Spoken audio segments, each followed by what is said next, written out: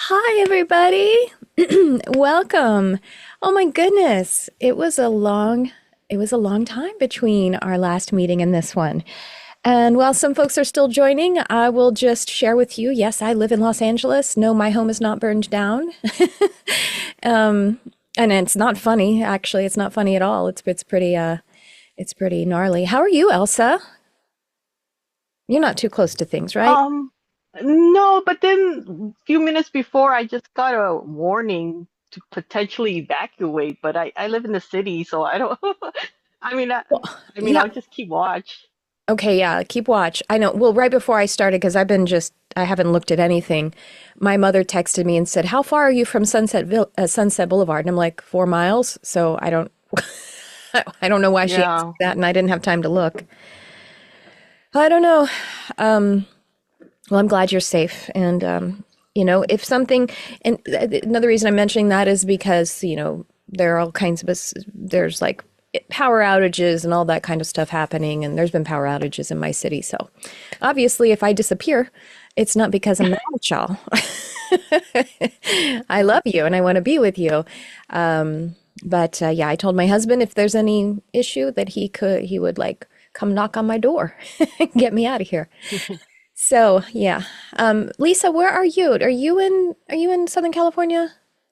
No, I'm in Michigan, but I'm Oh, from Southern California, okay, and, thought and so. the majority of my family and friends are there, and thankfully everyone's okay. Okay, good, good, good. Yeah. We have friends that have potentially lost their home and or did and are staying with friends and family, so it's just so sad.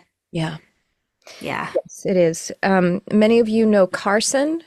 She's evacuated. She's the last that I talked to her. I mentioned I would have talked. She would have mentioned it.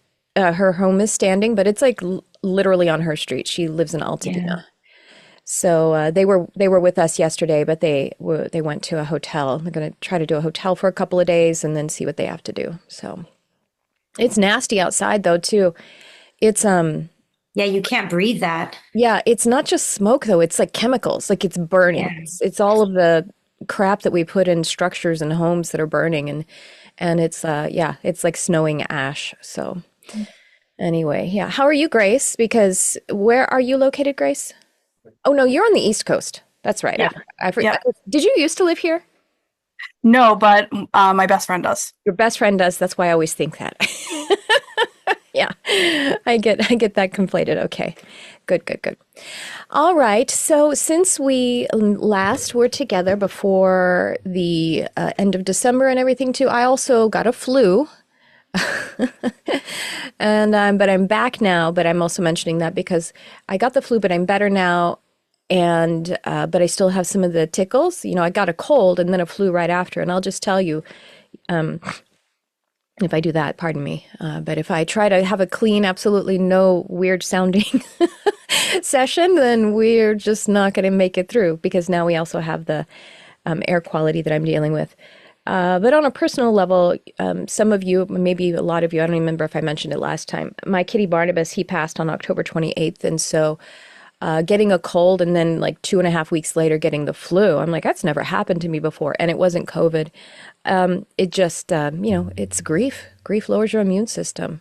So I just share my personal experience so that if if you could ever learn from it, then you know that you have to be gentle with yourself sometimes. So I'm glad though it didn't actually interfere with our our time together. Didn't have to reschedule another one. And I'm very excited about today's class. We have a lot of another, more wonderful education information to go through, just continuing to download and expand into it. I also myself have been practicing, actually using our invocation that we learned. And then I've heard from a few people who've been practicing. And so, what we're going to do at the top of class here before I start any of the lessons, I have a couple of questions that came in between the time that we met last and this time now. And I think maybe it's because either they just wanted to send them right now or they wanted to, they weren't able to come to the live session. So I'm going to go ahead and do those. But as soon as we talk about those, I also want to open the floor up to you for questions or also any shares, anything that has been going on. And wow, low attendance so far. I'm just going to double check real fast. Every time I see like a low attendance, I'm like, did I screw something up? So I pardon. thought that too, because when I popped on it, I was the only one, and then I saw you. Yeah, yeah, I see. Yeah, you started before me. Yeah, well, okay. Some people do take these courses passively, so that's I maybe. know I mean, I've been connected with Amina. Uh-huh. Um, some exciting news. She and I are actually going to host a retreat in Costa Rica at my favorite retreat center. And Wonderful. yeah, and we kind of locked in the date today. So we've Great. been connected and talking about how it's going to go and flow and everything. It's in July. I'll give you all the details if anyone's interested. It's Yeah. basically going to be about intentional healing, and Mhm. between the two of us, just using all the modalities that we have, including hypnosis, obviously. So Great. I'm excited. That's wonderful. Okay, But great. as far as I know, she was like, "See you later tonight." So Okay. she might just be running late. And then her daughter is taking this course too, Yes. Sierra. Yes, yes. Yeah. I know. All right. Well, people will come when they can come. So, all right then. So I'm going to go ahead and look at these questions that I have. And just so you guys know, I have two screens. I have like one screen here, and then I have a screen here that's bigger. So that's sometimes when I'm reading something, I tend to look at the bigger one. So, okay. So this one is from Emily.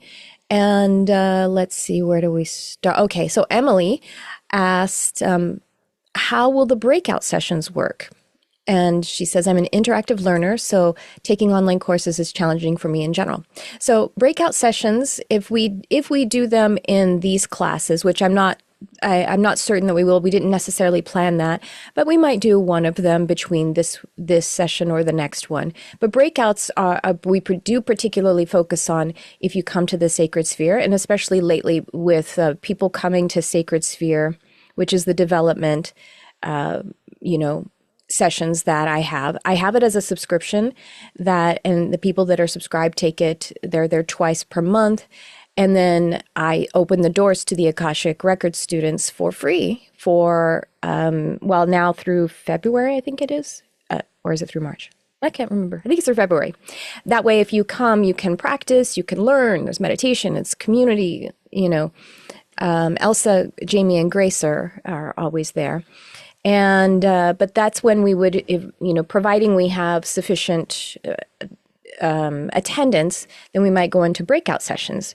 And so how those would work is I actually run them really gently. The way that I run my education is gentle.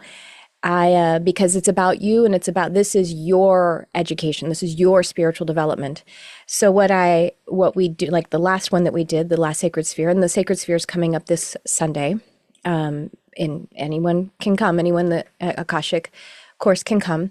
We would break out into 2 or 3. The only reason it's sometimes 3 is because sometimes we have an unequal, an uneven amount of people. So 2 or 3 people, you go into your own room, and basically I'll suggest something to you. Like, for example, if you're in the Akashic Records course, then practice. Practice. You can even just read the invocation in front of the other students, your fellow learners. And you could just read it and practice it. But I would encourage you to, actually conduct it when you get to the part where you would pull through the information, see what information comes through, and then, close the records, do the whole thing. So that would be my suggestion.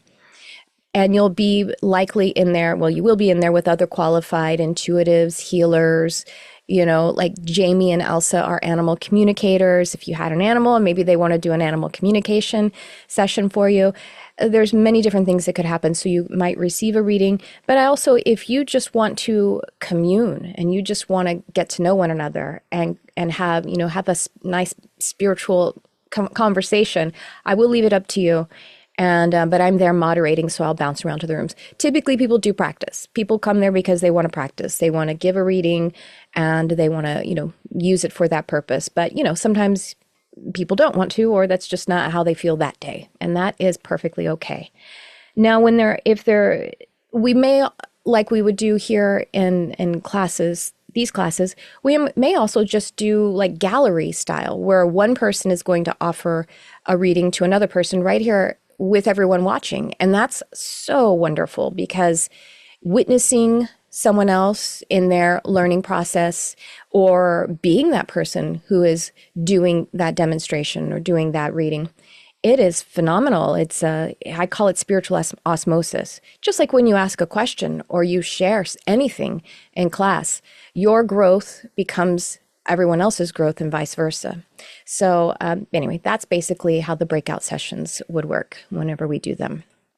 And then she asks also, you mentioned the Akasha works on one plane, vertical or horizontal, and other modalities work on other planes. Can you elaborate?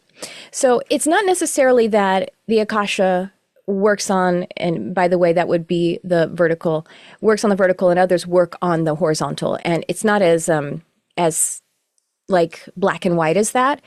It's so the horizontal is you to me, it's human to human. Vertical is person, individual person. And by the way, I'll explain why I use the word person a lot when we're talking about basically boots on the ground person, human. It's person to spirit, or person to soul, person to, especially when we're talking about your direct connection to your soul.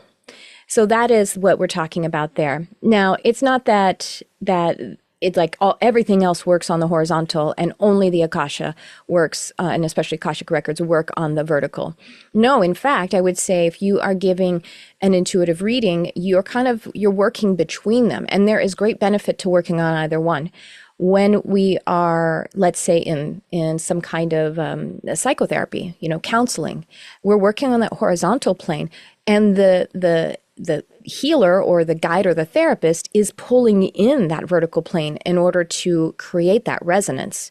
So there's benefit to both. Now, the reason I talk about it, the working on the vertical plane with the Akashic Records, is while we have that invocation open, and we have the frequency that we're receiving, and you would, be visualizing, and visualization is creating and holding that pillar of light for yourself, or you're holding it for you and your client. That is the intention. There is to work directly, purely with the vertical, which is why I'm suggesting, and this is why this technique works, that when you have the records open, you don't interpret yet, because in the interpretation plane, that's on this horizontal plane. Again, beautiful. It's not to say one is better, but while we have that frequency flowing, keep it pure. And then after we close it, and we're going to talk about this today, then if you do your coaching, your interpretation, or more reading, which is integrating both vertical and horizontal, great. So that's the distinction that I'm having there, is especially when we have the invocation and that frequency flowing, we are intending to work as purely vertical as possible to get that potent soul information. Does that make sense to those of y'all who are here? Yeah? Okay, cool. And it's a great question, so thank you for asking about it. And then Emily has one more query, and she says on another question, so this is on the side, but I'm sure a lot of us will be interested in it. She wants to, since I work with animals, she says, my male dog is very sensitive in general and very connected to me. When I meditate or do any other kind of energy work, he starts whining and gets very anxious, for a lack of better description. I don't force him to be in the room with me, and I don't force Reiki on him since he doesn't seem to like it. But another example of his sensitivity is that when we go into the field and we're playing ball, he'll wander off and sniff and do his own thing. But as soon as I take 2 meditative breaths, he grabs his ball and runs back to me. I can be standing or sitting. He can be across the field. It happens every morning without fail. Does this make any sense? As I stop meditating, he calms down. So I've come across this before. And actually, interestingly, my husband, I tend to go to bed later than him. He wakes up earlier than I. And then he works out of the house. So he goes into a studio where our cat Con is with him. And he's like, as soon as I start meditating, he starts crying. He starts whining. He starts going, ah! He's like, ah, ah. So I have come across it. And then I've also, people who are practicing meditating, or they're practicing like astral projection, self-initiated astral projection, like their cat or dog will be like getting all in their business. Well, so this is what you might be able to do. See if you can take a moment and communicate. Did you tell me his name, Emily? Let me see. I don't think you told me his name. I didn't get his name. Okay, yeah, you didn't mention his name. Anyway, tell him, explain to him that you're going to go into meditation. And what you want to do is always use affirmative language. So what I mean by that is don't use negating language. So if we wanted our animal to do something else, we wouldn't say, "Don't come bother me," because the subject of that is "come bother me." They don't really do logical, they don't do logic at all. They don't do like an unwinding of a logical conclusion. That's what we do. When I say "don't come bother me," you've made a logical conclusion that I want you to stay separate from me. That's the affirmative, languaging of that. So what you can do is invite him, if you want to give him the experience. When you're meditating, you're going to connect or whatever that feels like. It's more about your vibration and your felt sense about what you're going to do that you're communicating, you're giving to him. You can say it out loud, or you could say it, you can imagine it or visualize it, but you want to say his name. And even if he doesn't come to you, if you say his name and you get his attention, that's how we want to make sure that we are getting his attention, because we have 60,000 to 80,000 thoughts every day. Animals have far, far, far, far, far, far, far fewer. Again, they don't have language in the way that we don't have the language center in their brain. Of course, they understand our language, but they don't have nearly as many thoughts, so they can't listen to all of our thoughts. So we have to call, we know that too, right? You know when your animal is ignoring you, sometimes even when you do say their name. So, and then let him know what you're doing. And then you can invite him to come and sit with you and be calm and enjoy it with you. Or he can go about and do his own thing. And then maybe give him an estimate of the amount of time that you're going to be kind of doing that. And tell him if he decides part of the way and he can gently come and sit next to you. Will that definitely work? No, because they got minds of their own. It won't necessarily definitely work. But you did not mention in this question, Emily, that it keeps you from falling asleep at night. So if he allows you to go to sleep at night, you go through a hypnotic process, which meditation is a hypnotic process. So he's understanding that. So now, because he may have been, what he's probably doing is like, wait, where are you going? And now you're expecting that, even though you don't know you're expecting that. But, that's the best that we can do. And it might take a few tries to explain it to them. So Kankan, I told my husband the same thing. Invite him to come sit with you, or invite him to go and take a nap. And he did not change his habit at first, but he started to change his habit after several tries of that. And now he is sporadic about when he does it. So it did seem to make a difference with Kankan. But of course, I don't know for sure if my husband is telling him every single time now either. So that's the thing. It's just that you're changing, and it's not necessarily like he doesn't want you to go away, maybe, but it could also be just like stimulation, like, what are you doing now, mama? It might be excitement, it might be interest. It calls to mind, I've had a few people also tell me like, oh, when I kiss my partner, our dog comes up and goes, hey, hey, hey, hey, hey. And, oh, is he jealous, or does he think I'm trying to hurt my partner? And no, probably not. He's excited because it feels good what you're doing. He wants to be a part of it, Something similar to that. When you're communing with spirit, or when you're changing your state, they're like, whoa, what's happening? And so if we can let them know in advance, it might actually change that habit. But I want to ask from anybody else here, because again, we have a couple of animal communicators at least, or does anybody else have any experiences like this that they want to share? Oh, Emily's here. Oh, hi. The other day when I opened the Akasha, he started howling. Okay. He's like, what are you doing, Mom? Yeah, I mean, give it a try. It might take a little bit of habit changing. Yeah. Anybody have anything to add or share about that stuff, about animal stuff? Yeah, I'll add to something. It's interesting that you brought this up, or Emily brought this to the group. My cat does the same thing. I mean, I have a very ritualistic morning practice that I do it's a combination of things, and it's like whenever I start to get into my oracle cards, he'll just start meowing from where I am, and then he'll go into my room, which is where my altar is, Mhm. and just meow and meow and meow. And he's been doing this for about a month now. So I was wondering, my intuition was kind of like, oh, he might be picking up that, maybe there's some spirits here. Maybe my guides are here and he's picking up on it. Yeah, and it could be interest. It can just be stimulation, excitement. It also could be like, hey, I wanted you to hang out with me. You know what I mean? Yeah. It really could be that too. It was noticeable because he's not very vocal, is the thing. So Yeah. my first thing was like, what's going on? What do you need? So Hmm. anyway, and Yeah. then I was going to tell you too that I've been waking up. I've had a couple of kitties that I've lost that were really, really like with your Barnabas. And couple of them come to me in my dreams, or I'll feel like movement on my bed, and I just kind of know that they're there. And right in November, it started. I would wake up to a kitty meowing, and I knew it wasn't my cat. It wasn't his meow, and it would just be like one or two meows. Then I was away at a hotel, and it was happening. So I was kind of like, who's trying to connect with me right now? Is it, like I said, there's a couple of them, and I think I know which one it is, but I was actually going to reach out to you separately and have you do like a reading and see like what's going on, or if they are asking me to pay attention to something, because Yeah. it woke me up. Oh, Yeah. wow. Yeah.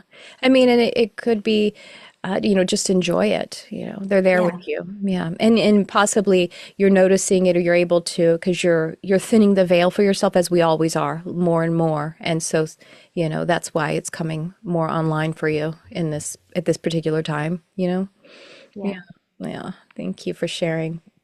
My Barnabas has been astral projecting into my sleep state to where it feels like it's really happening, and it's pretty, I mean, it's intense, but it is beautiful too. So yeah, that was Emily's. Was there anything else, Emily, since you're here?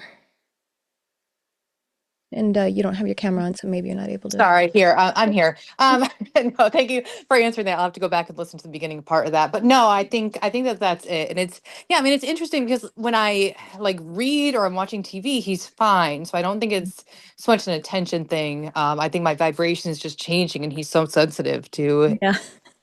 or like he's not uncomfortable or overwhelmed, Yeah. Yeah.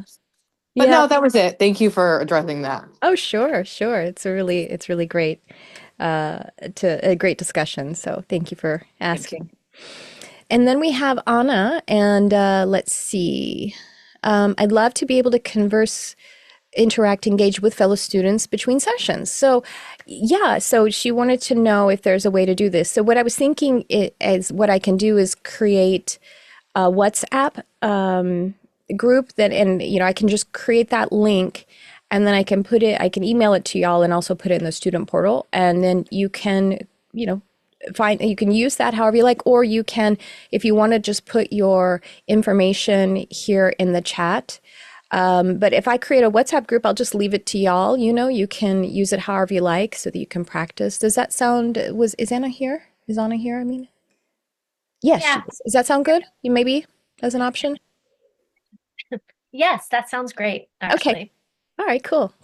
I'll do that. And then also if you want to exchange, but then in addition to that, if you come to the Sacred Sphere sessions as much as you can, especially while they're just free to you, then you can make more connections that way too.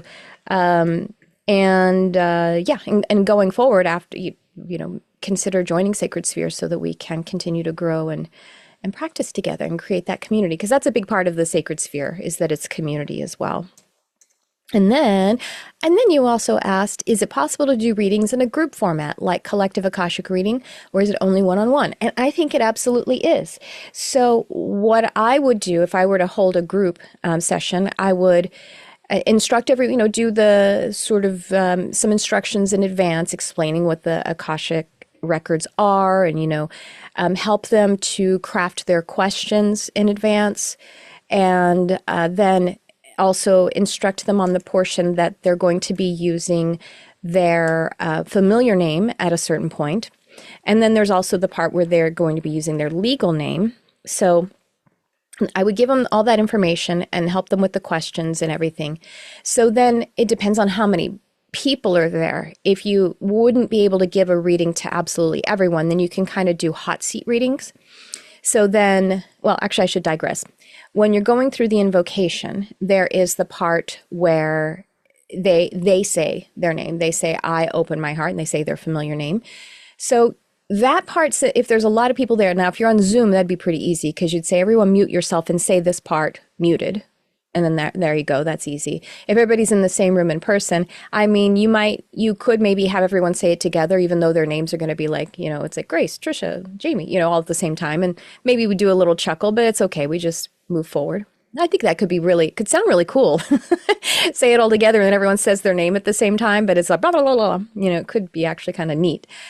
A little bit symphonic. And then when you get to the part where you would otherwise say their full legal name, you wouldn't be able to do that in just one round. I guess if you had like 5 people there, you could say all of their names one after the other. But that's a long there's like 4 lines in that. So I might actually organize that to replacing that to each and all who've come to this group, and then have them, you've already got their full legal names on a sheet. So when it is time for you to actually do the readings, then you will have their name. And then maybe you can just say, let me pull up the invocation, say just one of the lines out loud. I'm going to pull that up and screen share. So basically, okay, so let's say there's 5 people in your group invocation session. I'm getting to the invocation so that then I can screen share it. So let's say there's 5 people in your group reading session, and you could do basically mini readings in that amount of time, I would say. Have one question. Y'all see that okay? Okay, no, you don't. I know for some reason it's like being weird. Let me open this another way. Or maybe I can't open it right now.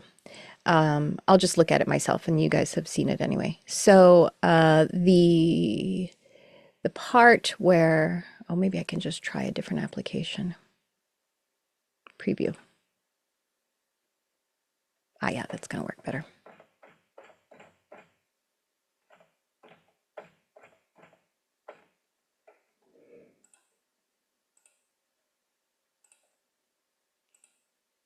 Now you see that, right? Okay, thanks. All right, so where is it? So here's the one. So let's say everybody's done all of this, then they say their name, whether muted or all at once, in the recited 3 times. And then you get to, let's say you're just doing 5 people.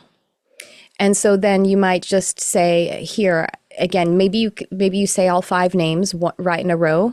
It's kind of a lot, even 5 names. So I'd probably say our sacred group. I'd probably replace the legal name with our sacred group. I request the attendance of the Divine Council of Light for our sacred group. I request the Akashic frequency of our sacred group. Please help me transmit clearly the Akashic frequency of our sacred group. Please optimize this transition for the highest benefit for our sacred group and all concerned. And so flows forth the divine light. The Akashic transmission is open.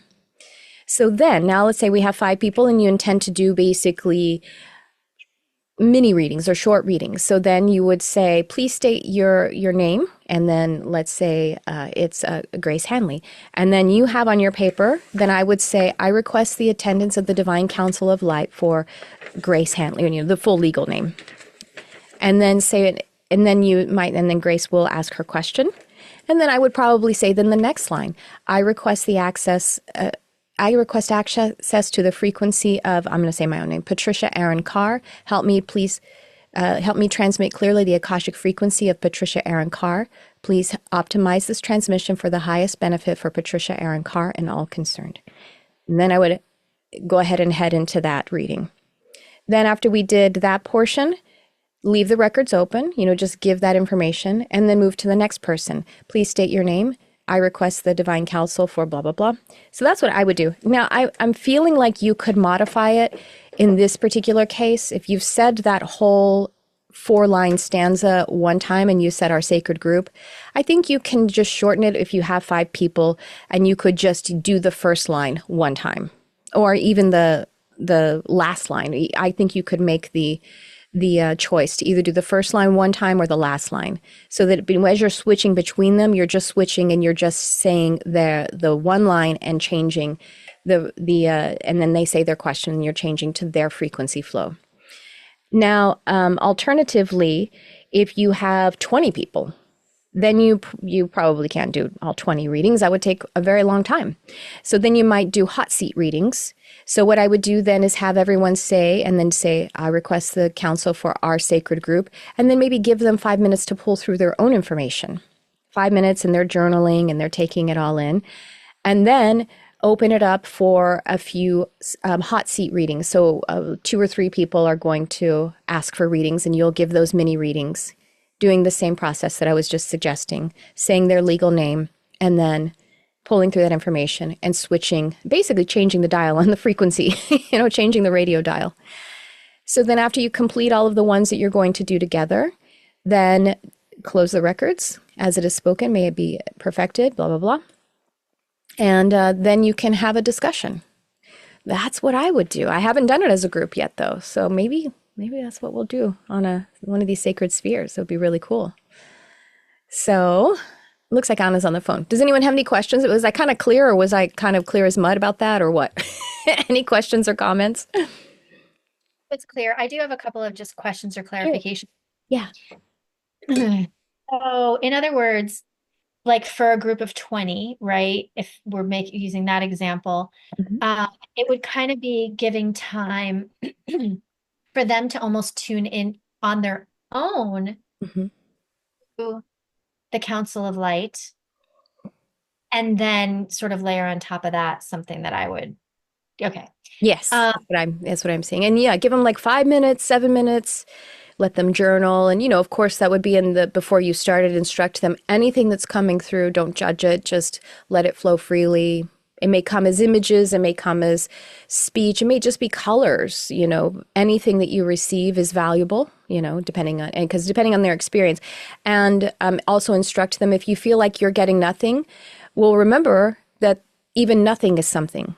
So you might go, well, what color is this nothing? What temperature is this nothing? If I knew what this nothing is, what would this nothing be? Knowing that this nothing is here to support and my highest benefit. So yeah, little tricks there. Anything else? Yeah. That's all? That's good? For me, yes. Okay, cool. Sure thing. That's a great question, because I hadn't thought about or planned on talking about it, doing it as a group, but I think it absolutely can be used that way. And also, I think you could lead this as a group and not have to do spot readings. You can just have them pull through their own guidance and then close the records and then discuss it. And then you can help them with the interpretation aspect. And we're going to talk now today, because last week we were like, just use it, don't interpret it, close the records, be done. And but today we're actually going to talk about before the session and after the session and different things that you can do to weave it into other modalities too. So yeah. All right. Any other questions or comments or shares? Floor is open. Excuse me.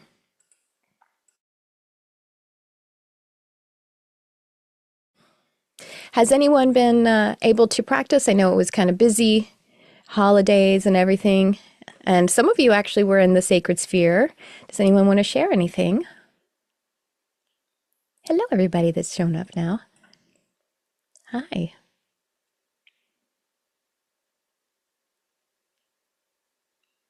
Go right ahead, Lisa. So I missed the sacred sphere, but I think I told you all last time that I was having a Akashic Records reading with my friend Val. Oh, yeah. Yeah. And I had that on Saturday, the Saturday after our class. And it was fascinating. I mean, she did it different. I mean, I think she had a different style. There was definitely like the invocation and stuff was similar, and she used my name and everything. But it was amazing. Like I had never experienced anything like it. And other than just it brought both of us to like she was picking up on all of my emotions from the things that she was telling. Like at one point we were both crying. Mm. It was just it was really beautiful. Um, one thing that I just will share that came through was my last I have 5 kids. So my youngest is 18. She just turned 18. She's a senior in high school. She was a twin when I was pregnant initially. There were 2 heartbeats, separate sats, 2 heartbeats. So one faded away eventually, and then she was the more viable one. So I brought it up just because I've been thinking about it a lot lately, and she and I talk about it as well. Like, we were like, oh, if you would have had a twin, it was going to be a boy, those kinds of things. And so she goes, wow, the twin is coming through strong. It was the first thing that came through. And basically it was like so much gratitude to me because they do this, is what she said. Their souls have done this many times. And they made a decision in my womb that Harper was going to be the one to come through this time. And she goes, I see that it's a male and he was coming through as a Pisces. I mean, it was just like, I'm getting chills telling you about it. It was so cool. And she goes, so there will be a time in this lifetime for Harper, somehow they'll connect again. Mm. And she's like, she'll probably know, like they'll just have that feeling, that twin kind of connection. But I just thought it was really interesting that came through first. There were like 3 different things in 2 past lives that came through, but that was like the first one. So it was really cool. How cool. Thank you for sharing. Oh, and it is really one person who I don't think she's here. I don't see. She mentioned it that she's been practicing, and she said it's like the context of being in the Akashic records, being in the Akasha. It's like this existential context. It's like it's so immense. So it does feel really different, even than there's many other kinds of modalities, and they're all wonderful, of course. So yeah, it has a really intense context. Yeah, that's cool. She also did a lot of clearing, like stuff that was coming up. She's like, I'm going to clear this for you. And then she kind of went into a deep meditative state. And as I had mentioned, maybe before, she and I have done several readings together, but they were tarot. So it's like we know each other and we're family friends and all of that. But she was like, wow, this is really cool because I've done many of these, but yours in particular, and maybe it's because we're friends. She goes, I've never had them affect me that way. Like where I was picking up empathically, like as she was delivering me the message, she was just like crying. Oh, So, that's beautiful. so cool. Yeah. Wow, cool. Thank you. Thanks for sharing. That's wonderful. Yeah. Anyone else have anything you want to share? Or ask, of course, too. Q&A time, too. I had a question. Yeah. Can you open up or work with the Akashic Records for anything, like animals, crystals? Are sort of the possibilities limitless, or are there limitations? Yeah, absolutely. I mean, you asked you asked a yes and a no then, but yes, the possibilities are limitless. And that I was going to go over the PDF that I put in the portal that's ethics, and it's not just ethics. Honestly, it also gives some of those instructions, like about animals and everything. So I'll actually go over that, and then we can go over some of those different things. I'll use it as a guide, but yes, you could do it for a building, a business. The distinction is that it does have to, as we talk about in the ethics thing, the reason it's in the ethics part is because you have to have permission. Obviously, we know that. So if it is something like a building, then you need to be in possession of the building. You need to be at least 51% ownership of it. Now, like I rent this studio, so this studio is my ownership for this month. So I could do it for this, or I could ask permission from my landlady if she wanted to get a reading for the entire building. Those different things. So, but yes, absolutely. And if the crystal, like you mentioned, if the crystal's in your possession, then yeah, and I would still ask its permission because it's still an autonomous being, and it's similar with animals. So I'll go over that. Yeah, I'll do that right at the top because I didn't actually put it into my notes. I think I just had the intention. So yeah, when we head into the lesson part. Cool. And then the question is like, well, what what do we say? Rose quartz? Yeah, sure, rose quartz, whatever it is, you know. Yeah. Any other questions or comments or shares? And the floor will remain open. So yeah, Elsa, go ahead. So is it possible, like when you said you could talk to animals, buildings, or whatnot, when you do it to actually connect to them? Hmm. Is that still Yeah. Akashic record, or is just like mediumship or whatever? So we're talking about an animal who is alive?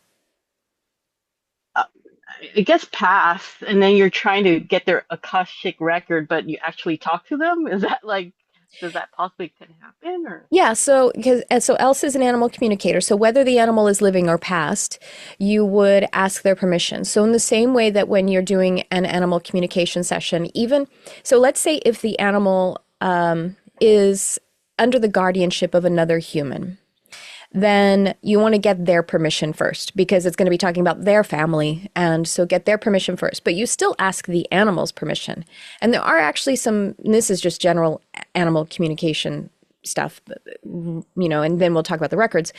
But there is still sort of a portion, there's almost like a sliver that you could communicate with an animal who's under someone else's guardianship, but while maintaining very clean boundaries, like where you're only asking them about themselves and almost like casual things like what's your favorite toy, how are you, you know, that kind of stuff, you know, knowing, you know, in your heart where those boundaries are. And the animal's not going to say, you know, my mom has loud sex unless you like kind of like the animal's not going to like put that forward unless you're curious about it. So, you know, they're going to go by what you kind of intend to put forward.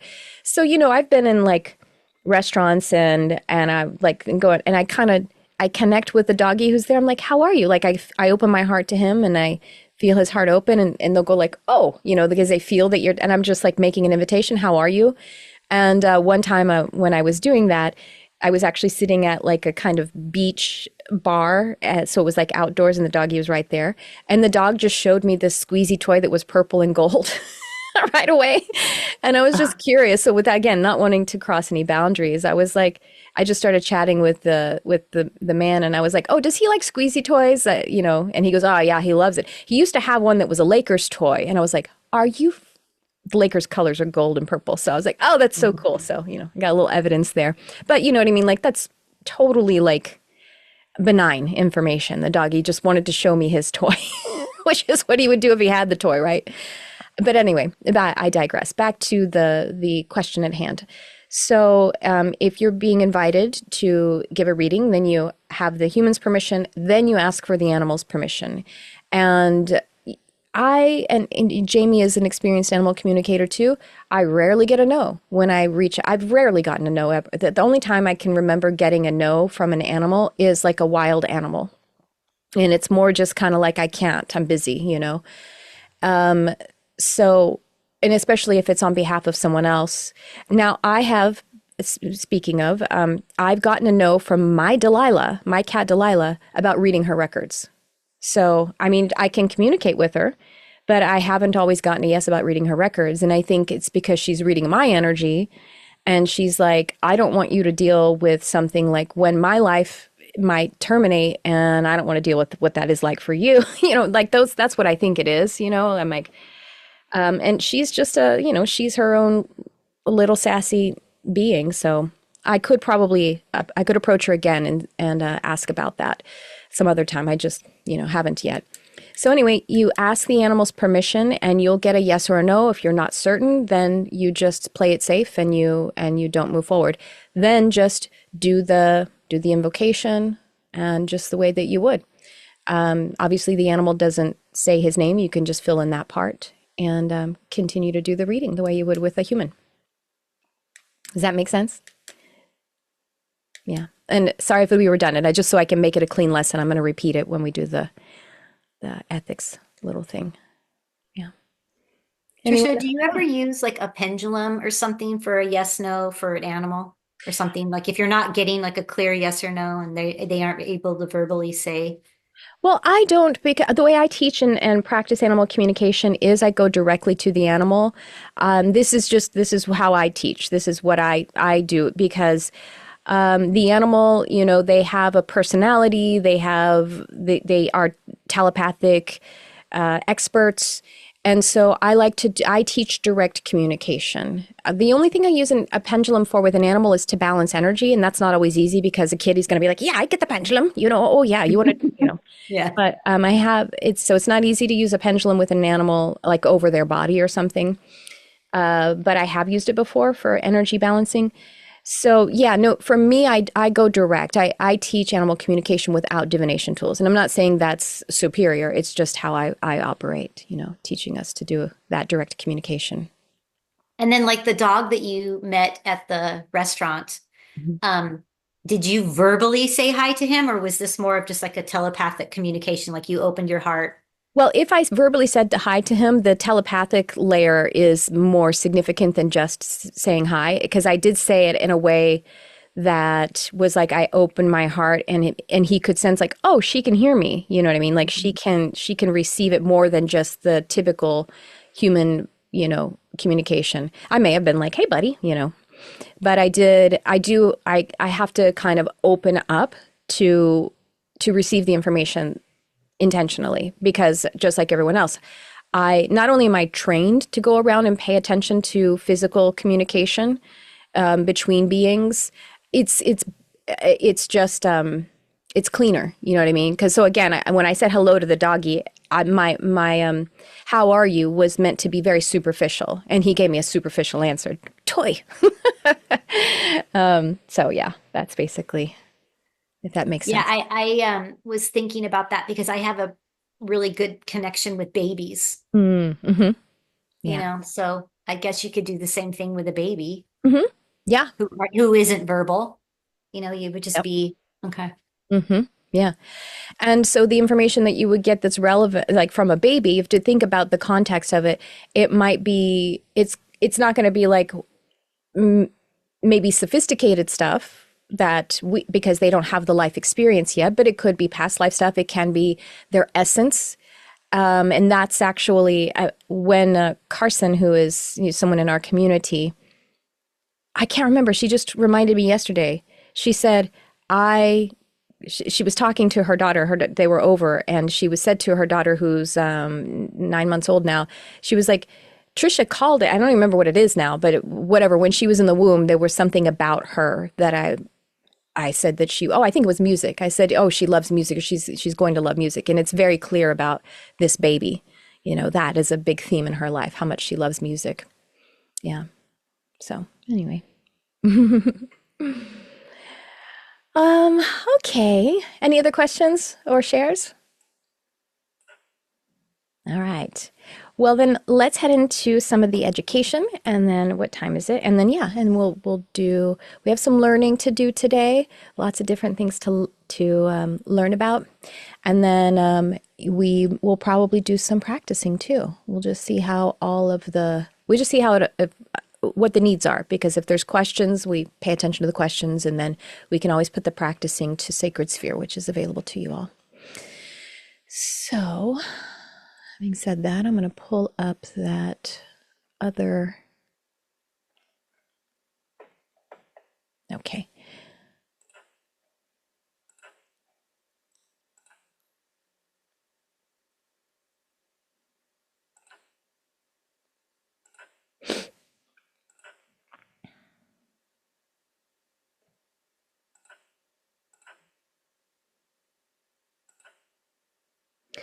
Oh, I know. I was going to actually show you guys a few other things that I put in the student portal, just in case you didn't see it. So let me do that first.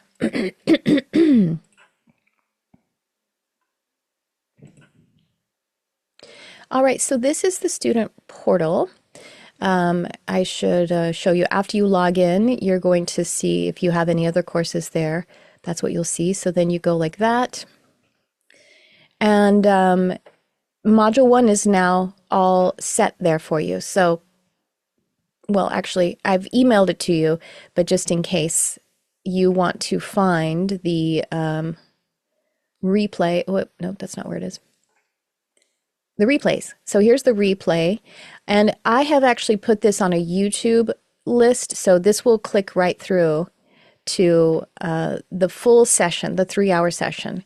And you can save this, or this is the playlist. You can just save it on your YouTube profile. You just click save, and then that way you'll always have that available. And that's going to stay on my YouTube channel. You have a year access to this, but in a year you'll still be able to go back and watch that, and you'll have all of your supplemental materials. So, hopefully that will seem like a nice value to you. So then module 1 is the last week. So I wanted to show you because I added this afterward. This is it's a where did it go? I lost it. Tricia? Yes, sir. There it is. On the live, I actually, I was going to bug Carson first, but she's obviously super busy right now. But the live link for the whole class replay in the student portal, when I click on it, it doesn't take me through to YouTube. It doesn't do anything. And I've tried clicking out of and reloading and re-signing in on Kajabi and all that kind of stuff, and then closing the page. And I've done all the things that, to do that I know of. But for some reason, it's a dead link. Let me try it. So, well, and maybe it's just me, but and I've tried several times, but anyways, I just wanted to mention that since you were talking about that. It's working now. Is it working for, I'll try again after class. I don't. What do you mean? Do you tap on it or something and it doesn't go through? And it doesn't go through to YouTube. Okay. And then when I try to paste it, it won't let me like copy and paste the whole, because I was going to try to copy and paste the whole thing and transfer it to YouTube and try it that way, but it won't let me like copy and paste the whole thing either for some reason. Oh, that's well, that's what I just did. I just copied and pasted it. So then. Oh, okay. But let me try this. I noticed just now that it wasn't that. Now it should be live, and let's see. So now it should be clickable. So that's my bad. I apologize for that. But this should work too. Oh, it didn't do it. Yeah, it's clickable now. Good. Okay. So you can always bug me, and it's not bugging me. It's helping me. Please remember that. I know. I know. Just been busy with the holidays. Okay. And fires. Sorry, I apologize. Stuff. Yeah, no worries. Yep. So there you go. So now it's clickable, and thank you for letting me know. So there you go. Clickable now, and the replay is there. So back to module 1 here. Okay. So if you go to this here, and then it'll look different on the mobile app, but you see here is the download. And so what this is basically like, it is a companion, and it has, let me share my screen a different way. I should just share the whole screen. So it's just it's a simple companion. You see what I mean? It's got all of the breakdowns of each class. So, it's just, I have the PDFs that are more dynamic and have pictures and stuff, but I also put that in there, and there's a little bit of a summary in there. What else is there? And other than that, there's just all the lessons and everything are now edited in the student portal for this week. So it doesn't have so there's the meditation that we did last week. It is produced with music and frequencies and everything.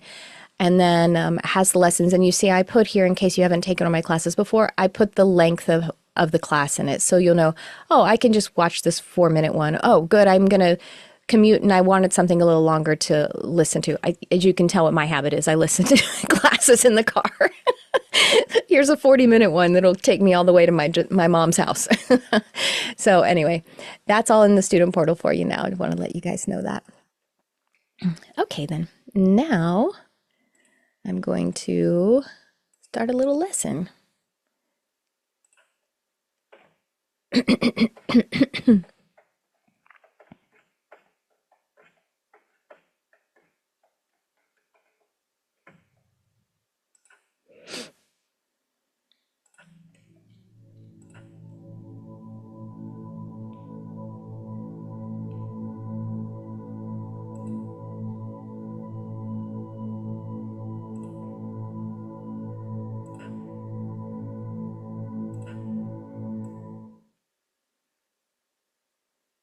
All right.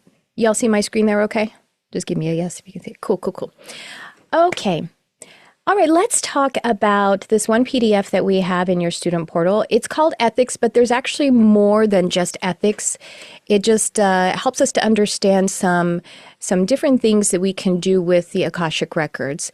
And it is, of course, we want to be respecting boundaries. So we never read anyone's Akashic Records without their explicit invitation.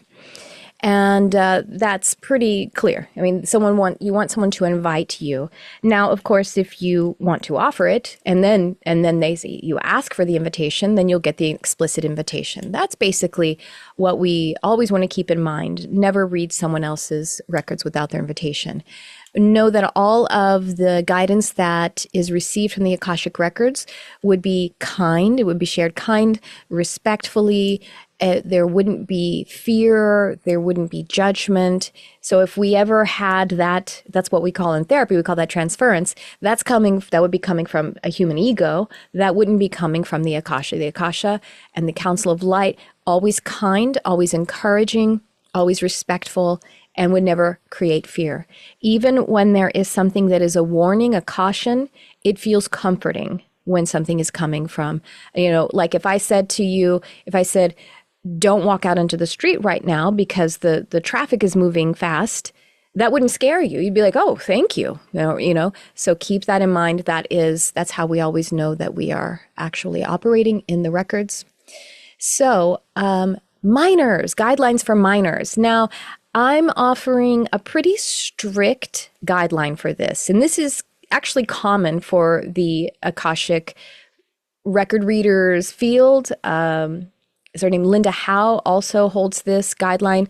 Now, it is appropriate to do different kinds of modalities with minors, given given their parents' permission. But with the Akashic Records, we're actually respecting this pure vertical connection between the person and their soul. And in that, we're respecting the individuation process. So we actually, even if there's permission from the parents of the minor, these ethics are saying we just actually don't do that. We go ahead and wait until they're 18 years old. They have autonomy. They are the responsible person for their life. They have the full capacity to actually ask for that reading. And as opposed to when we have a minor who is partially under the sovereignty of their parents still, to whatever degree, we go ahead and wait till they have all of their sovereignty. And in, the United States, that's 18 years of age. If you're in some other culture, maybe that's a different age. But that's really what, we wait for that maturity. And if someone's like, oh, what if they're 17 and a half? They're very mature. Well, if they're very mature, then they could understand that we're going to go ahead and wait until that full sovereignty of permission is available to them. So again, I'm not in charge of you, but this is what I think is a really great, pure kind of code that we can use with this specific modality. Many of you have other modalities at your disposal. So then maybe you do an intuitive reading or Reiki or anything else, or, hypnotherapy. That's my suggestion. So now we come to animals. And animals are autonomous beings, and at the same time, when they have a human guardianship, when they have a family, they also are in the space of other beings. So you can ask for an animal's permission, and animals are autonomous beings. And it's interesting, if you're wondering about about a young animal, there is a difference between, as an animal communicator, communicating with a very young animal and a mature animal. You actually feel the distinction in their development, but at the same time, they are still autonomous beings. They're never really owned by a human. I don't even like the word pet. And by the way, I avoid the word pet, but that doesn't mean that I would judge you if you use the word pet, just so you know, because I don't know, it's never set right with me. It feels like, it feels reductive to the animal. So it is a guardianship relationship, because obviously humans, if you have an animal family member, you're in charge of their food, their health, their activity. But let's just face it, animals are superior to humans. I said it, and I mean it, and I stand by it. They really become our spiritual guardians. And so they have autonomy. You can ask their permission. Some people are trained and experienced animal communicators. So you would use a very similar process where you would, if they belong in the family of another, you want to respect that because they could be talking about their family. And, so that's why we want to make sure we also have permission to be in the energy of that family. And then we would just maybe take a moment, quiet our mind, and reach out to the animal telepathically. Now you can say that out loud, or you can be remote to the animal. You don't have to say it out loud. You would use their name that they use with their human and ask their permission to be able to access their Akashic records, and allow yourself, whether it's by your clairvisual acuity or just the sense that you get within your being, if it's a yes or a no. If you're unsure, then we just go ahead and err on the side of caution and we don't do the session. Animals are pretty, especially if they are someone else's and the humans are wanting to do it because of the love that they have, it's really rare that you get a no for giving a reading, just in my experience. However, if you're uncertain, you just okay, maybe you're working on your animal communication chops a little bit, but you don't have to be a qualified or experienced animal communicator in order to read the records of an animal. So let's see, did I leave anything else out there? So what I would do is, since the animal, his or herself, can't phrase questions, if you're an animal communicator, you might be able to get that. So then, yes, that's another reason why you would have the permission of their guardian, because you might be working from questions that you and their human are interested in. And again, just know that you have that permission and that the animal is trusting you to do what is of the highest benefit for the animal, their family, and all concerned. So let's see, where else do we want to go? So other kinds of entities. So we have places and objects. And so this is also the boundaries with that is we want to make sure that the person who has the ownership of the object or the property or the place has at least 51% ownership of it. And that gives them then the again, sovereignty, the enough sovereignty to be able to ask that. Public spaces, if you can read the records of a public space, because if it's a public space, that means I am part ownership of it. So monuments and buildings and parks and cities, because a city is owned by all of us. You can other kinds of public lands or things that are actually collectively owned.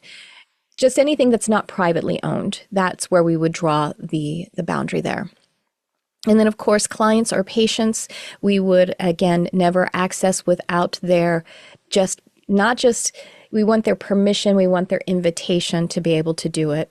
Now, you could also, let me see, what do I want to say here? Open the records and gain insight for let's say how sometimes people are like, well, I really want to know what's going on with my sister. Well, then open your records and find out what you are to learn about your relationship with your sister, you see. So there's always a way that we can actually access the records without infringing on someone else's boundaries. So back to the animal part, if we aren't sure if we got a yes, well, then we have the permission of the human. We could access the human's Akashic records in relationship to their guardianship with their animal. So there's always a way to be able to do it. You just, you think along those clean lines and it'll make sense to you. So that's what the ethics are about. But, again, like I said, more than ethics, there are ethics here, but it's also just giving us some guidance on how you can actually access the records and the different ways that you can do it. So have fun with it, because it really is pretty cool to be able to, go to a park and ask permission from a tree to access these Akashic records. You'll feel that positive permission within you, and then see the amazing stuff. You'll find that it's like, wow, I wouldn't have made that up. I couldn't have made that up. It was really interesting and more dynamic than just my typical daydreamy imagination is, and I certainly wasn't trying to make it up. So there's your ethics, but also the interesting things that you can do with the Akashic Records.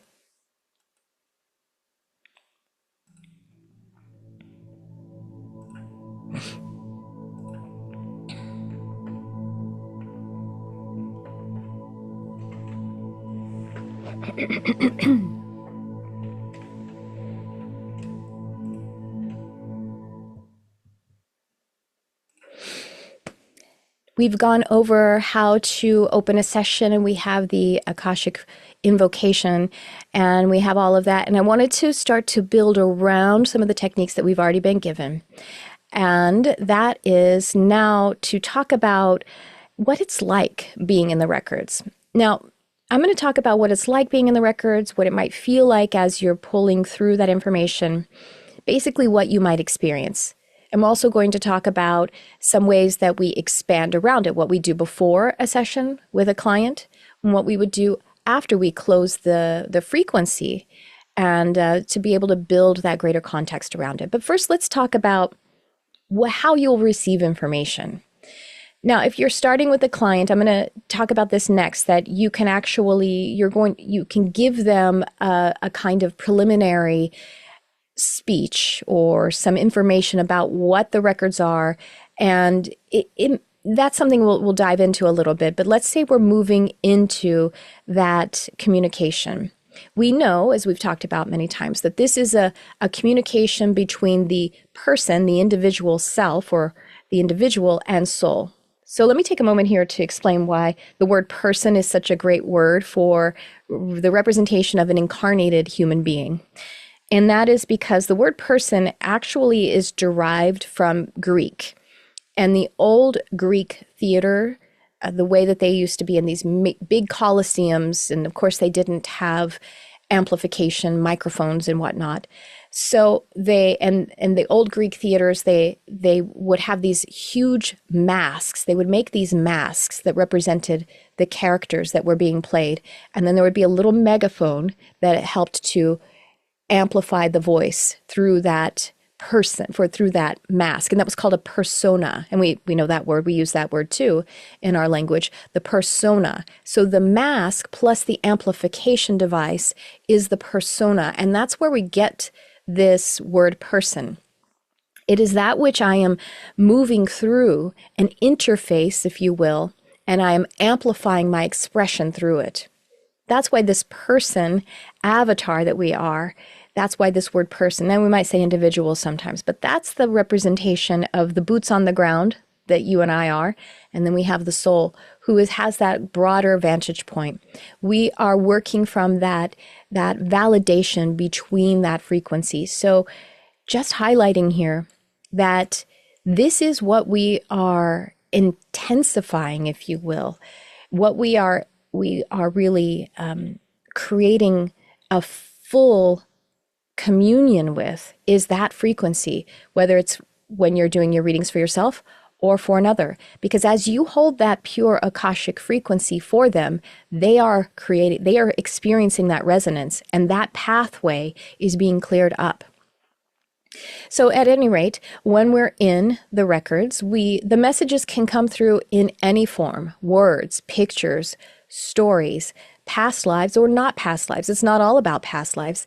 It's also not always about bad things. It's not about like, okay, here, let's fix something that's broken. It's also about congratulations. This is what is going well. And please remember this about yourself as well. It's anything that you could really imagine, because what we're talking about here is the multitude of how existence occurs, how it's expressed. Sometimes when you're in the records, it might be very picturesque, or it could even be like, whether it's for you or for another person, even moving between questions, it might vary in the way that it's delivered. It might be more solemn. It might be jokey some other times. Seriously, any way that the medicine can come to you is available to you. So it could be a mix within sessions. It could be more symbolic and metaphoric some other times. Other times it could be matter of fact, formal, fun. These are all expressions of fractals that will support your highest benefit.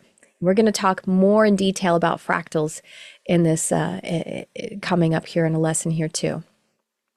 You might be surprised about the information that comes through. You might be completely unsurprised. You might be like, yeah, well, I knew that. I love that in different readings of all kinds when my client actually says, yeah, I know that. I actually already got that information. And I'm like, well, sorry, I'm not sorry that we're only amplifying what you already have received.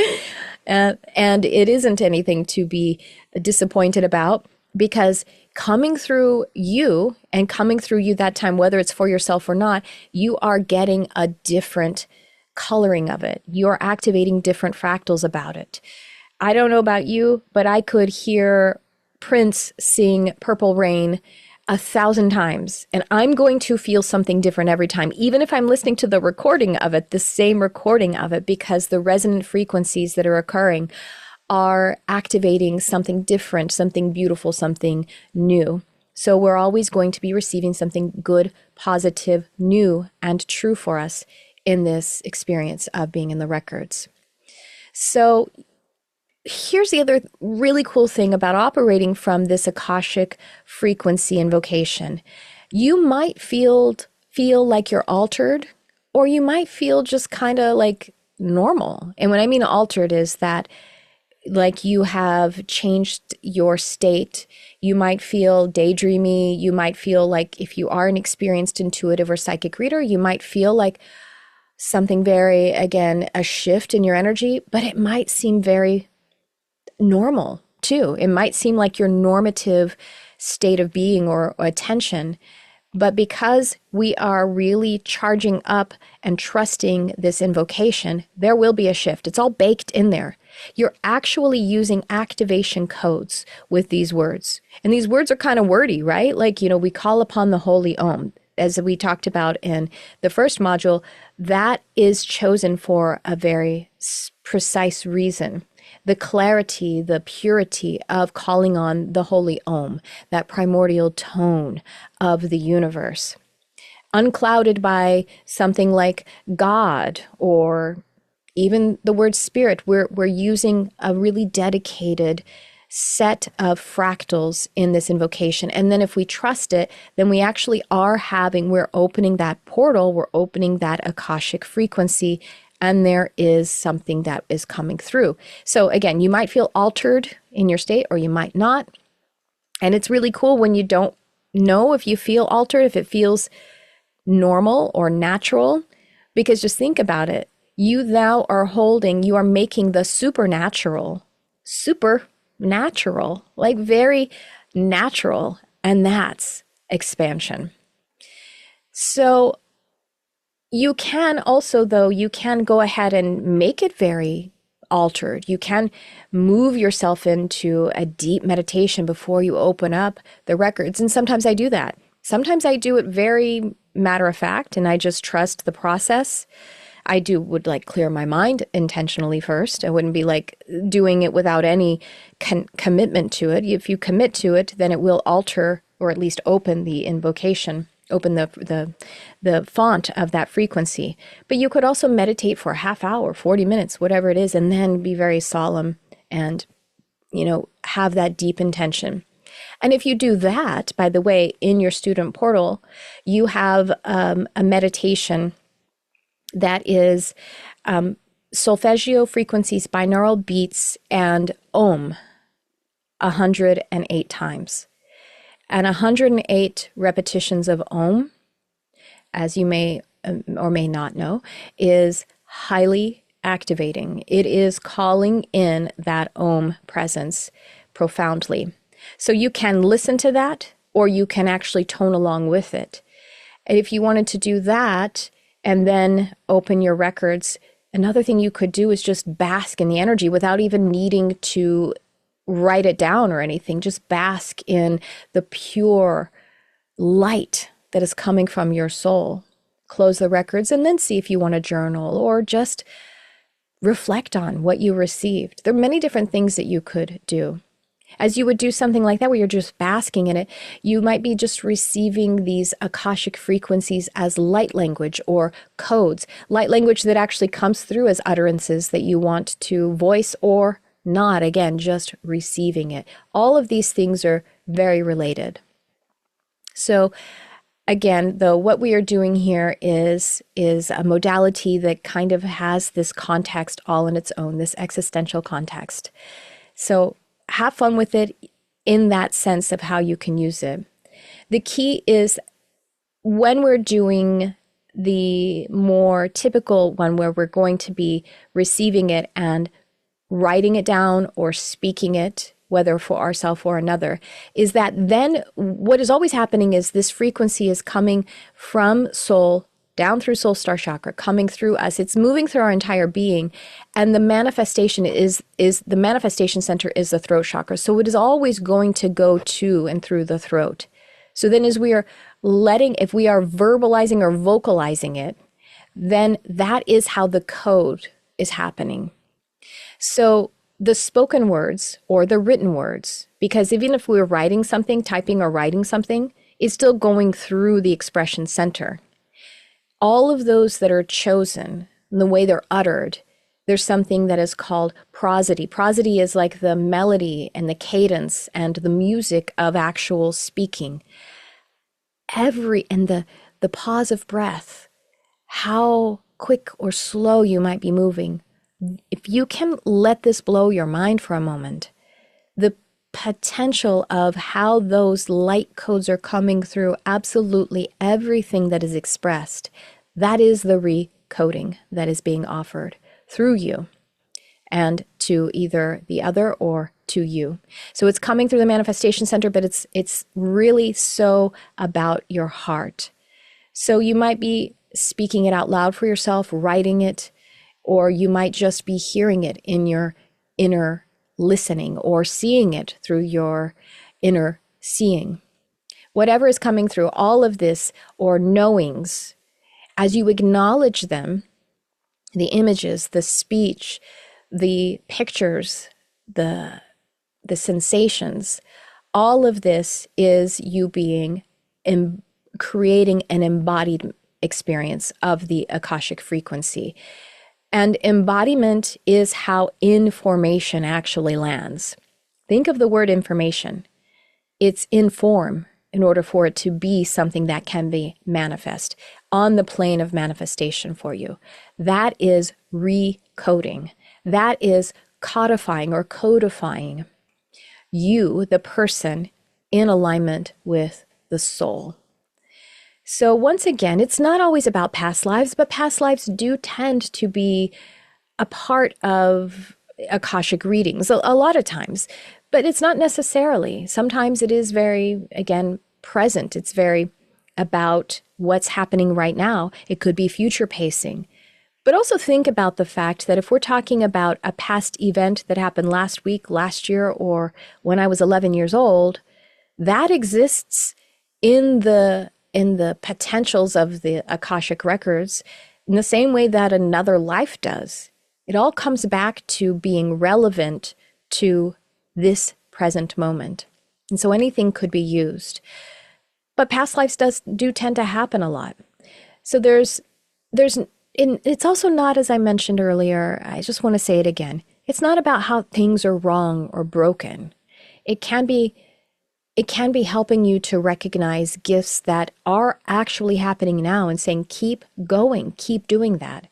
And it can be the things that you are to be congratulated about so that you can step up and expand it even more. It's also about sourcing the positive experiences and also the support of precisely what is going right for you as well. So those are some of the things that you can experience while you're in the records. And let's continue to talk about the magnificent things that you can do along with this modality.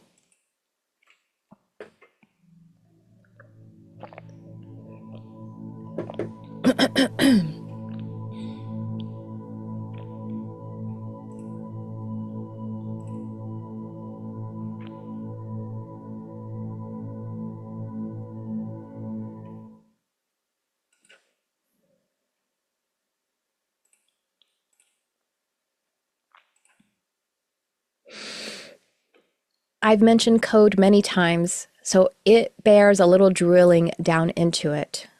Let's talk about what we mean by code. Now, I'm by no stretch of the imagination a computer whiz or a computer engineer. However, it's very interesting because much like nature, we all understand nature because we are nature. There's something about technology that we all can relate to, even if we feel like, oh, I'm a tech ding dong sometimes. But there's something about it we can all relate to because there's a reason why technology has manifested the way that it is. It's because it is made in our image. So let's talk about code. The relationship between the soul and the individual, that person, the person that we are, is dynamic. And it is very much like the interaction between a software programmer and the user, or the software program and the user. There are many people who are somewhere between being scientists and mystics like us, or being completely scientific minded, and this idea that this is a simulation. And that's why I think we all really vibe with The Matrix, the film from 1999 or 2000. I can't remember if it was 99 or 2000. At any rate, there's something to that that just makes sense. And even predating technology in the sense of having a programmer, we have an author and a narrative. We have the playwright and the play. And that is what we are operating in. And so the code, the soul actually, as we've said many times over, holds the blueprint, that overarching design of the life and the life's purpose, themes, potential experiences, where we also as a person, as an individual, have free will, can make conscious choices, really act as the co-author or the co-programmer. And all of that interaction between that, the soul's blueprint and the person, that really is the code. That is us co-writing the code. And that's what it looks like in technology. So the soul is sending us instructions, that's code, drives actions, outcomes, and is also making adaptations as we are making choices. That blueprint, the soul, the blueprint, that energetic map or template is another way to talk about it, because it's more like a framework that we get to co-create and fill in. And we have core lessons and themes, also our gifts and talents and challenges that are there as growth opportunities. That's all a part of what is being in that blueprint that we're always working with. It serves as a foundation that this life is built, like the underlying and overarching code, that the program determines its potential functions. Now, it's also non-linear. The blueprint is not rigid. It's multidimensional, it's adaptable. It's also shifting and changing as we learn something, if we kind of tick off a box. I don't know about you, but I've really loved getting older, because I look back to being 20 years old and I'm like, wow, I can remember how that was a challenge and I thought I would never get past it. But now that I'm 50, I'm like, oh, it's such a breeze and I enjoy it so much, and all of the lessons learned and the dynamism of that is so rewarding. So the blueprint is always changing in a lot of ways as we are continuing to grow. We have that free will and action all the time. While the soul is providing the blueprint, we are submitting our thoughts, our emotions, our actions, all of that. Even our thoughts are contributing to the code and codifying what is going on here. And it's shaping us in that design. Our choices really show up as programming. Every choice that we make acts like a line of that code. The ones and zeros influencing how the blueprint is unfolding through the lived experiences. And choices can activate dormant potentials that we have going on, create new pathways, or even loop back to unfulfilled lessons. And all of this is, again, how the Akashic readings are helping us to just get that code just right. Now, the soul is working with us in a feedback loop. We are constantly interacting. We are constantly getting guidance through intuition, synchronicities, all that is occurring in that Akashic field. The Akashic field can feel like the field of synchronization, of synchrony, when things are flowing right. And by the way, negative synchronicities are just as much for us as any other kind of synchronicity. Meaning, if you have, and I had an accident once, I mean, I got hit by a car. And right before I got hit by that car, I knew I was calling it in because I wanted a big change in my life. And and then as soon as it happened, I was like, how about let me try to make big good changes. But it was still really cool to see that even a negative synchronicity, I get to co-author it. So there's, and then none of this is about blame. You know, there's the soul loves us entirely, loves you entirely, but at the same time has absolutely no judgment. There is no such thing as judgment. So the thing is, beliefs, habits, patterns, they basically are code. And on the positive side, all of those can make a belief, a pattern, a habit, can make things work really efficiently. I have as a belief that the sun is going to rise tomorrow. That makes things work really easily today and tonight as I go to sleep. So there's a positive function of that code. And on the negative side, if it's creating entropy, meaning it's removing energy from our life and our function, then yeah, that's like bad code or outdated code. So that the code, though, of the beliefs, habits, and patterns, we're really in charge of that on the person level. The soul is giving us those nudges, those synchronicities, those and everything.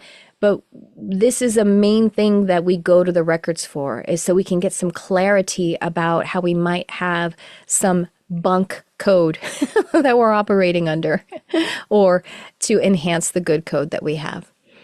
So we have energetic instructions. That's the interaction between the blueprint and the individual.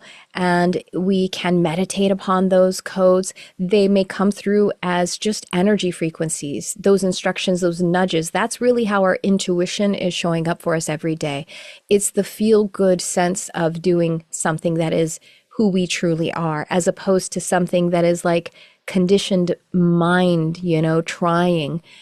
And then another examples of how the code is moving us, or how we're receiving the soul code information, nudges, emotional responses, our dreams and synchronicities, all of these. It's very dynamic. We're constantly receiving the updates, and in turn, we receive the new data from the choices and experience. We get the feedback, as we're talking about here. It's multi-layered. It operates on the physical plane as actions, on the emotional plane as the sense that we feel, our thoughts, and our spiritual intention and alignment. So all of this is leading us to clarity, and we have the synchronicity and the growth that goes along with it. The Akashic Field in this scenario acts as the operating system, the overarching support of the interaction between the soul and the person or the individual, and it's storing the blueprint for us. It tracks the choices that are being made, and it facilitates the exchange of code between the person and the soul. So that's how the Akashic Records allows us to understand the blueprint according to the current state that it's in, and how we would receive that soul information, identify what codes are active or dormant, positive or negative, outdated, bad code, and receive guidance on how to co-author the life in alignment with the highest potential and the highest benefit for ourselves and others. And of course, we are a co-creator. We are always living in that empowered state. We are not the junior in this, even though we have a more limited perspective. We are valid in this process. And so it becomes a dynamic interaction between you and that master plan. So that is the coding in the that we are experiencing in the records. I just thought it would bear some specific meditation and contemplation, because we really are recoding when we're working in the records. So that's what we are doing, finding the bad code, replacing it with good code. Sometimes when we just take out a bad belief, we don't even have to add anything new. The good belief, the good habits now can shine. We have more life force energy to flow to that which is good, positive, and true for us, and in the highest benefit for ourselves and all concerned.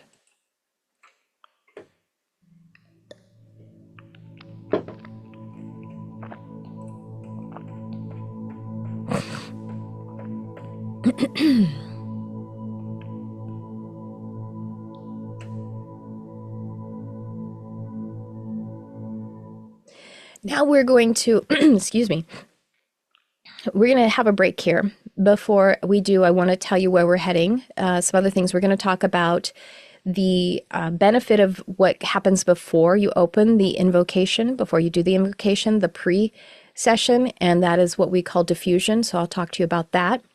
We're also going to talk about helping your clients to work with their questions, how to frame their questions as a really highly beneficial part of this, to help them to move from mental manifestation to actually receiving soul information by the prompts that you help them to create about in the questions.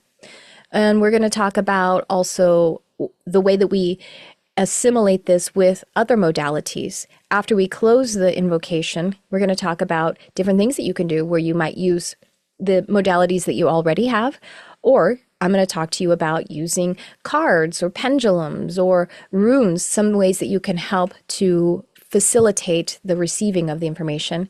We're going to talk about opening portals, and we're going to talk about activating fractals. That's all what we have coming up. But before we do that, I want to, because we did some lessons, I want to open the floor for any questions or comments, and then we'll have a little break, and then we'll come back and do some more of that education. What you guys thinking about?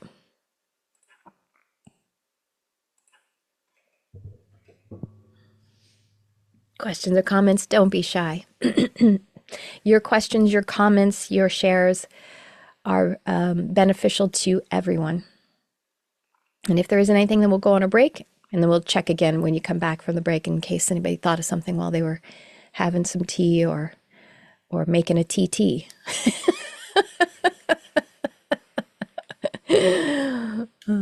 All right then. Well, then no one's got anything right now. So do we want to do 10 minutes or 15? Y'all tell me. Who wants 10? Raise your hand if you want 10. Raise your hand if you want 15. Nobody cares. Oh, 15 then. Okay, we got a couple of votes on the 15. So that means at 10 till the hour. Yeah. So it's 5:35 in my time. So we'll come back at 5:50 or 7:50 or whatever. Okay, great. See you soon.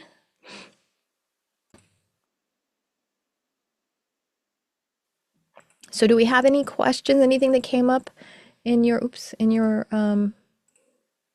mind as we were on our little break? Anybody have anything they want to ask or share?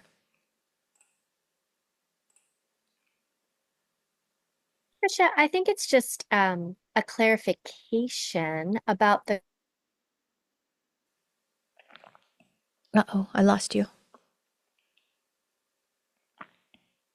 Just an understanding of, I don't know even what my question is.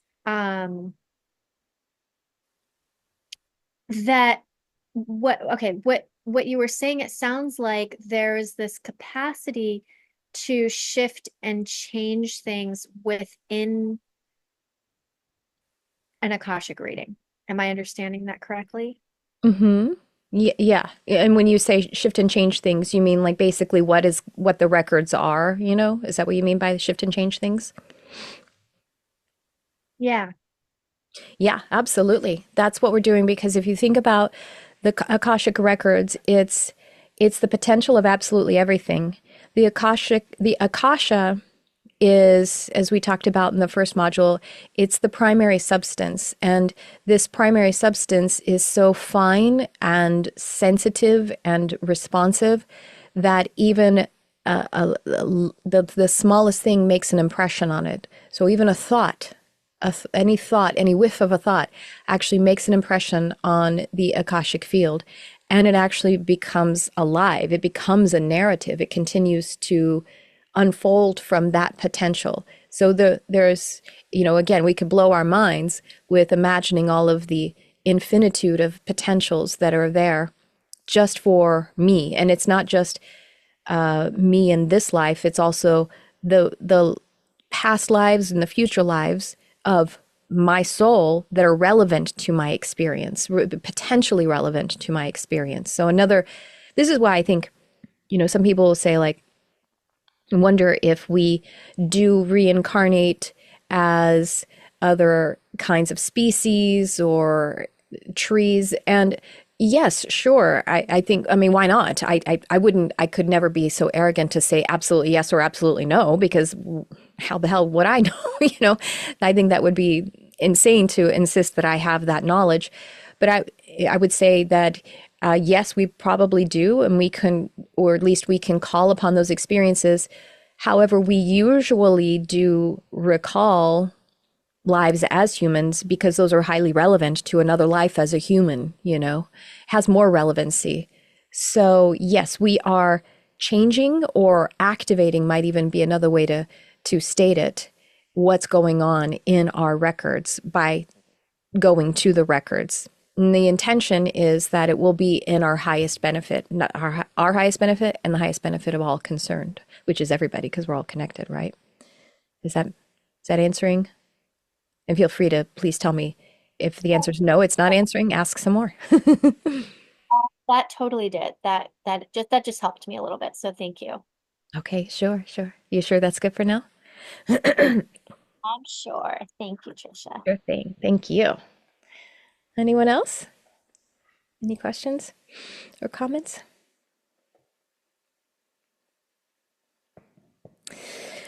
All right. Then let's see what we have next.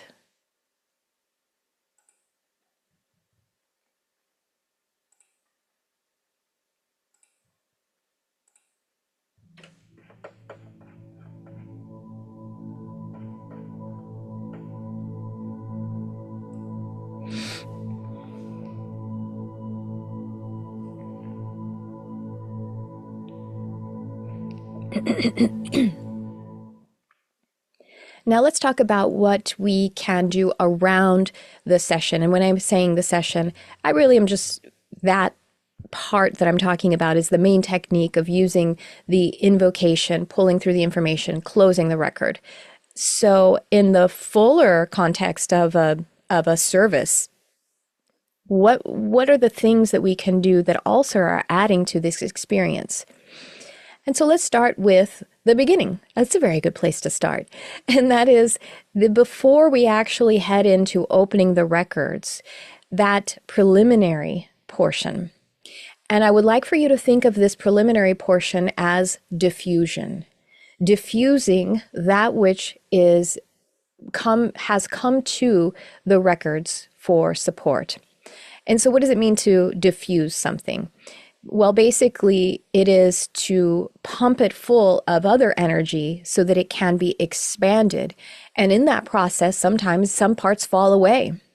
So think about, if you want to bring it into the elements, if I were to, it's like dilution, but it actually blows it out. Air is the element that tends to be associated with something like diffusion.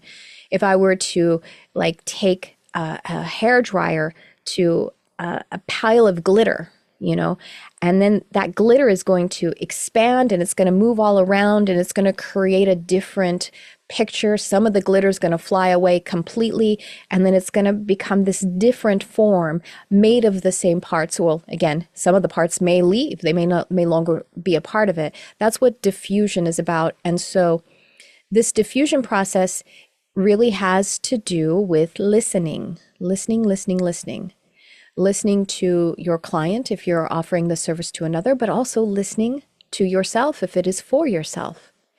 And we're going to build the diffusion process around crafting those questions. So again, this is my suggestion for this to be a standalone modality for you, but also to be able to put into it all of to synthesize in this the skills and techniques you may already have, or just the talents that you have, even if you haven't been doing it professionally. So I want to break it down. The diffusion part of it can happen. One way that I'm going to give it to you is, let's say you meet with your client. Perhaps you sent them in advance the PDF that gave them some suggestions in advance how to craft questions. Maybe you did that. You could skip that part and just do it together on the session. But if you wanted to send it to them in advance so that they can start to consider what it is they want to bring to the session, that can be a great part of the service. You could even tell some people don't want to do that, and so you can say this isn't absolutely necessary, or you could make it necessary for your process. But I'll tell you that if you do send them something in advance, get them thinking about how to frame what they bring to the session, most people find that to be really valuable. Some people are like, I don't know how to do this. I mean, a lot of people are like, I've never done this before. They're not experienced receiving any kind of a reading or service like this. So if you send them something in advance and say, I would like for you to start thinking about what questions you have for your Akashic records. And this is how, like that PDF is already set there for you. You can remake that PDF, or I gave one to you that's completely free of any mention of me. You could send that blank one to them or put it on another one and put it in your branding. I gave it to you as something you can swipe, meaning you can take that and make it your own. And, it helps them to start to get into their heart, helps them to start to thinking about their process in with that greater potential to receive soul information. So maybe you send that to them in advance, maybe you don't. At any rate, when they show up to the session, you can now have the diffusion with them where you ask them to tell them what's going on or tell you what the questions are. So they may actually go into some of the background of it.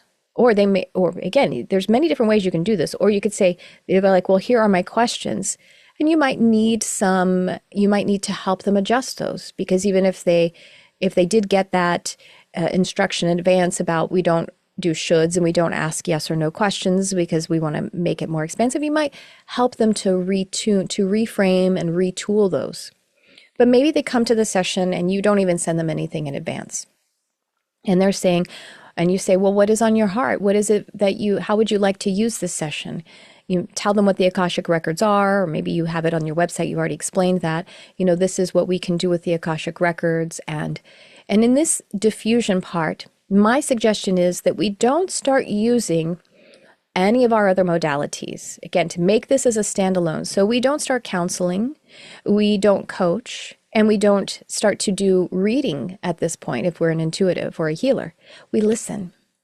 Listen, listen, listen. In this portion where they get to unburden themselves, they get to tell their story. From that story, then we craft a question, and a high vibrational question, a question that really sets a beautiful stage for them to be able to receive. In that, if we refrain from doing any of the other kinds of, modalities, I'm gonna say you can do that later. Don't worry, I'm not telling you never do your thing again. But if we do that, then they get to really create that diffusion. And even before we open the records, they've already had a shift of some kind. They've heard it. They've been able to soundboard. They've looked at their questions. Maybe you have the one thing that you're doing that is a kind of coaching, it's still not really coaching, is you're helping them to reframe the questions, but you're not relieving them of them. You're just helping them to shift them a little bit so that they can go, oh yes, that's actually the question beneath my question, if they need that support. So again, the important part of really getting the most out of this potential to diffuse is we're listening. Or if they have written their questions out in advance and sent them to you, then we're giving our presence to it. We may have some advice or guidance for them, but we're not going to give it to them just yet because we want to get it straight from the soul first. Then we might help them with it afterward. So let's not interpret. Let's not coach yet. And we'll again use those skills later after we've gotten a nice potent dose of what their soul has to say about it, what their Akashic record frequency delivers for them. In helping to reframe their questions, if that is necessary, you will help them with that diffusion. But it's still different than answering the questions for them. Remember, we're not giving them answers. We're helping them to frame those high vibrational questions. Now, another thing we can do in this diffusion process, what is happening, and I'll just give this to you, this is something for ourselves as well, is that we're helping ourselves to step out of a tendency to do mental manifestation. Now, this is a mental universe, meaning that thoughts and the vibration that we feed into thoughts that creates. But when I'm talking about mind and mental manifestation, I'm really referring to the conditioned mind. I'm referring to the fact that what we think we're supposed to do, what we cut off, if we, to whatever degree we are, from that higher perspective, from the soul, what we think will solve our problems. But that's our problem, right? Because if we could think our way out of our problems, we wouldn't need an Akashic record reading. We would have thought our way through it. And so that's the kind of thinking and the mental manifestation that I'm talking about. So what I mean by mind manifestation or mental manifestation often is when we are focusing on conditions rather than the deeper shift that is available to us. So let me explain that here's an example of mental manifestation. By the way, this is how some people get the law of attraction wrong, if you will, is trying to mentally manifest a condition rather than creating, and it may not even happen because there's not enough of resonance supporting it, or it might happen and it ain't what we want after all. A mental manifestation question would sound like, how can I manifest $20,000? So that's kind of hollow, kind of empty. But there's a resonance that is beneath it that is more important than $20,000, which is just a condition. A reframe of how can I manifest $20,000 that we could get to through a diffusion process is just like these two reframes are right from our PDF of questions. How can I align my financial habits with my soul's value and purpose? Isn't that so much more satisfying than $20,000? Because your soul's value and purpose might have $200,000 that it will yield, right? And so that's if we were focusing on a condition, that would be mental manifesting. A reframe of how can I manifest $20,000 could also be how can I cultivate greater trust in my ability to create and sustain financial stability.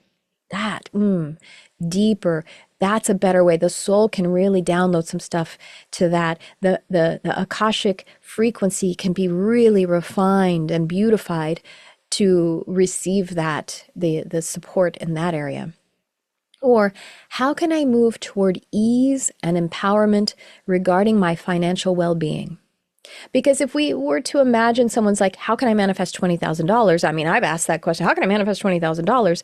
But the deeper urge that aligns with my soul is, I want ease and I want empowerment. I want to feel freedom and I want to feel strength and I want to be well in this area of finances. So you see how we can, in this process, we still don't even have to answer any question. We can just say, but what is that? What is really beneath that? What is it that you would experience if you had $20,000? Well, I mean, I wouldn't be poor anymore. I wouldn't be broke. Right. But what does it feel like to not be broke? What is that good, satisfying sense that and if we get to ease and we get to empowerment, those of you who are hypnotherapists, you know this process from helping to get those good, positive words that you as a hypnotherapist then use as a suggestion after you have them in state. So that'll seem familiar to you. And if you're thinking about it, we aren't doing anything else but to just find a way to get those questions to be the most fertile soil for that seed from the Akashic Records to drop into. And one thing to help us to recognize when we are doing mental manifestation as opposed to really opening ourselves up to receive soul information, it's kind of like that old adage or that old kind of fairy tale point where if you ask the genie who came out of the lamp the wrong question, then you're going to get it, the genie's going to kind of play a trick on you. And it's like if you asked the genie, can I please have a rich husband? And then he gives you a rich husband who's mean and fat and gross, but he's rich and he's your husband. That's not really what you wanted. And of course, none of us are asking for that, but you know what I mean. And I'm sorry, I didn't mean to call someone, I shouldn't have said fat, but you know what I mean. Like I'm thinking of the cartoon character, like the gross guy. So that's the extreme fairy tale example of it. And my friend Aiden also, he talks about this all the time, that he asks his angels for the wrong thing, or he's not clear enough with his angels. And he said, I kept asking them for abundance, and then I realized I got it. I have an abundance of work, an abundance of time with my kids that I could do without too much time with them. I've got an abundance of this, that, and the other thing. So, he's talking about how he's manifesting from something that isn't clear about the resonance that is supporting what the true query is all about. So those are some things to think about, but I want you to consider that opening portion as diffusion. And again, there's many different ways you could handle this, because you could do that part all by email and then do a little fine tuning when they come to the session and just say, well, here's some reframes of your questions, and I wanted to see how that feels to you as we head into it. Maybe you keep it simple like that, or maybe you just do it all in that portion. But I tell you, listening, and by the way, turning this back to yourself, listening to yourself too, which you might do by speaking it aloud or journaling it, or just really paying attention to how you are framing your queries to your Akashic records. It does your soul so much good. It really does. So that's your opening portion, to be able to pull through and to allow that diffusion to occur, again, without interpreting, without interpreting yet, without answering questions yet, and without coaching or counseling yet. So that's your opening. And then I'm going to talk to you now about other parts of the process.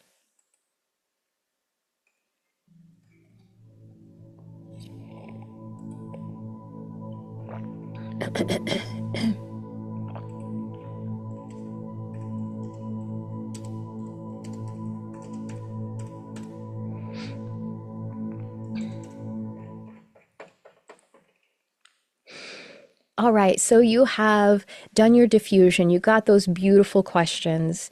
You did your invocation. You pulled through that frequency and all of the images or counsel or senses of knowing, whatever, however it came through, or perhaps it was a past life, and you didn't interpret. You understood, if it's for you even, that while you might be having follow-up questions while you're pulling through the information, if you don't ask the questions, they actually start to get kind of folded into some more of what is coming through as you're pulling through that information. And then you close. Now, here you are. Now, here you are with, and I know I suggested that for 30 days, you just do that. And you do that in your volunteer, or you add it into something else if you have a client base, and you just do that, and then you leave it with them, and you don't do the after part. Take that or leave that. So let's imagine that if you did do that, my suggestion of 30 days of just doing the pure Akashic Record reading portion, gave it to them, closed it, and now you're into the part where you're synthesizing it into all of your services, or you're adding services. So after you close the Akashic Records, now you can do coaching.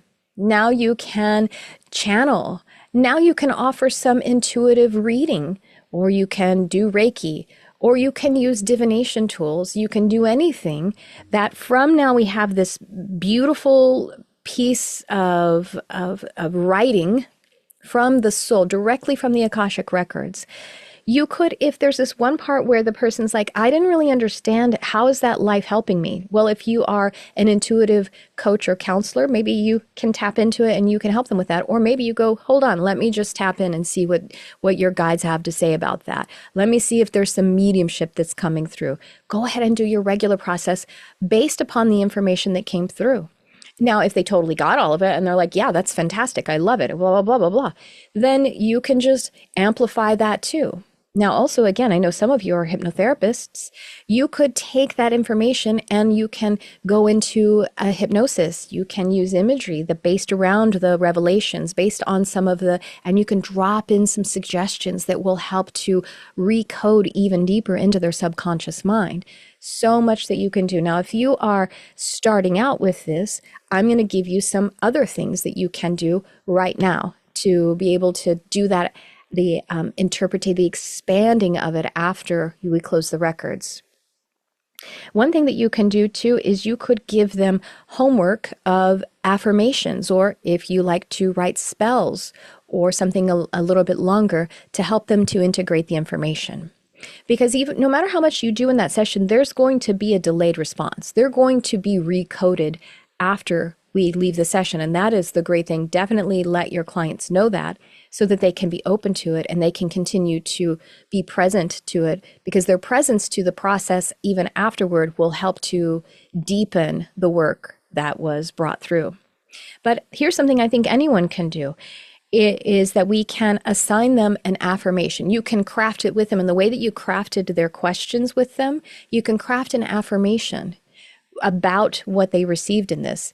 And the affirmation could be something as simple as, I trust the process of my soul's evolution, something along those lines. Or every day I am learning to forgive myself or forgive someone else. You see what I mean? Like, find a way to work with them to, if you give them this affirmation as homework, that they can dwell on it each day, maybe a couple of times a day, that as they dwell on it and they feel it in their heart, they can feel that resonance. And that can be the thing that is anchoring in and reorganizing the code within them from the download that came through the Akashic Record reading. Here's one thing. Now, I'll tell you a couple of other things that you can do whether you are experienced in these areas or you're just getting into it, get into it. I'll give you some just overview. This is my tiny tarot. This is tarot cards. I love this it's a little pocket tarot, little purse tarot deck, a little tiny tarot. So if you use tarot, or if you're new to it, you can start using it now. So tarot is especially great for helping you to integrate and create a shift in the coding around personality. Things that we might have kind of hung on to, that would, if we want to call it, again, for lack of a better word, bad code, some sticking point in a personality fractal. Because the tarot, especially the major arcana of tarot, it represents the 22, it represents the gestalt of everyone's personality. It's an aspect of ourselves, right? We can all relate to the page or the queen or the fool. I mean, I should say it was a major arcana, but I think it's spread all throughout, honestly. But especially the major arcana, these are the personalities within our personality.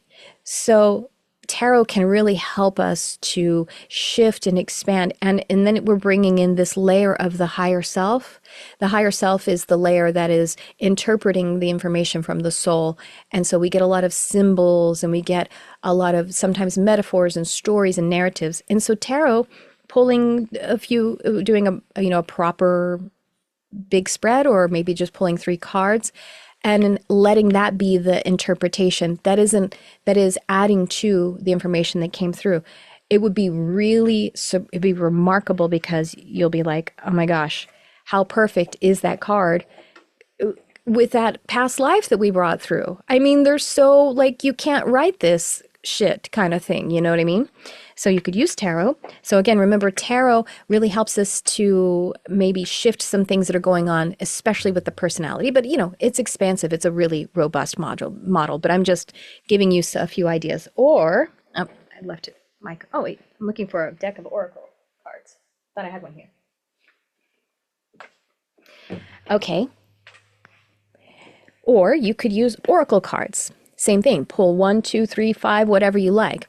Oracle cards, as the name would indicate, especially if you like the deck, you vetted it, you're like, oh, I love the messages that are here, they're positive, because anyone can make an oracle deck, and if you want to choose an oracle deck, you want to make sure that it is high vibe. You don't want an oracle deck that says, don't be a jerk, like that's not a good oracle message, right? Anyone could make a deck like that, though. So, you look and make sure that you like the images, you vibe with it, and the messages are really positive and framed positively. So then oracle cards help to integrate soul codes by having more of an open-ended light code resonance activation. Like this one is this deck that I have. This person's going to be on my podcast, and her name is Shannon Kaiser, and this is guidance from Gaia Oracle. So oracle, what an oracle is, it is like, it's an a dawning. It's kind of like prophecy, but not necessarily prophecy in the sense of forecasting the future. It's more of teaching, and it's an activating. That's what Oracle does for you. So just the card that's right here is the guidance from the ladybug. Abundance and prosperity effortlessly flow to me. So see, this one has affirmations built right in, right?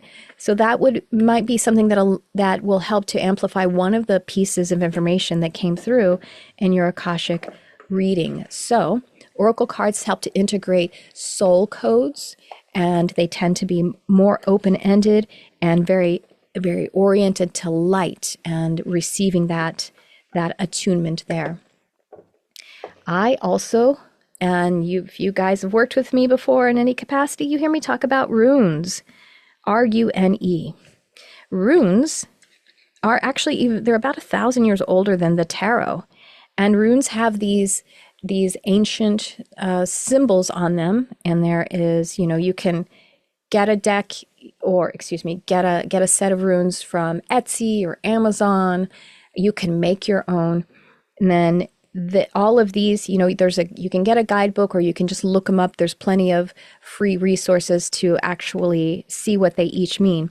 So runes, how they help is they help us to integrate nature codes, how things are occurring in nature and cycles. So any way that we might be resistant to nature and cycle, or the pattern of life's journey, runes especially they specialize in that. Now, again, I'm not saying it's limited to that, but I'm just giving you some simple little tips of different kinds of divination tools that you could integrate into this practice. Again, this would be happening after you closed your Akashic frequency session. You have the information that came through it, and you're seeing how you can amplify it for your client or for yourself. Or you could use a pendulum. I love pendulum work too. So you might think of a pendulum as, getting yes/no answers. And sure, you can do that. But one thing that I think a pendulum is so valuable for, and maybe sometimes is overlooked, maybe not. Maybe I just think it's overlooked, but it's not. But anyway, is that as a dowsing tool. And what I mean by that is that it moves, it amplifies, and it integrates and shifts energy.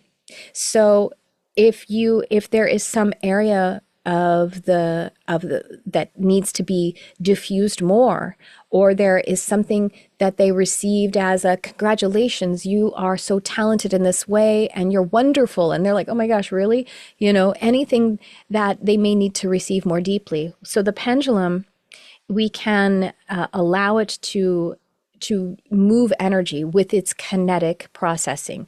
So what we can agree to do is that the pendulum, if it moves counterclockwise, it is releasing energy. If it's moving clockwise, it is receiving energy. If it moves back and forth or side to side, something that isn't circular, then it's balancing energy. So then if there is some point where we want to either amplify so that we're receiving more, or we want to release more, you can use the pendulum to be able to do that in relation to what happened in your Akashic invocation time. So there you go. There's a few things that you might want to do. And once again, if you are an intuitive or a psychic, a medium, you can just start your mediumship from this and say, from this information, what else do we want to receive? Or you could build some Reiki around it. So I hope you have a lot of ideas of how you can synthesize this into your work while keeping it as its own modality at the same time.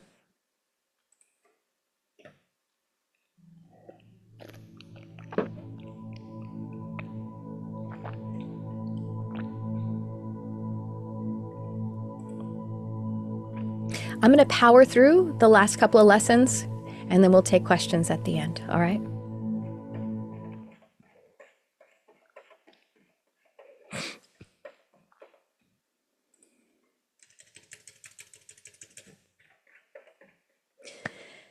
All right, now we have some of the juicy, mystical, metaphysical stuff that we're going to talk about now.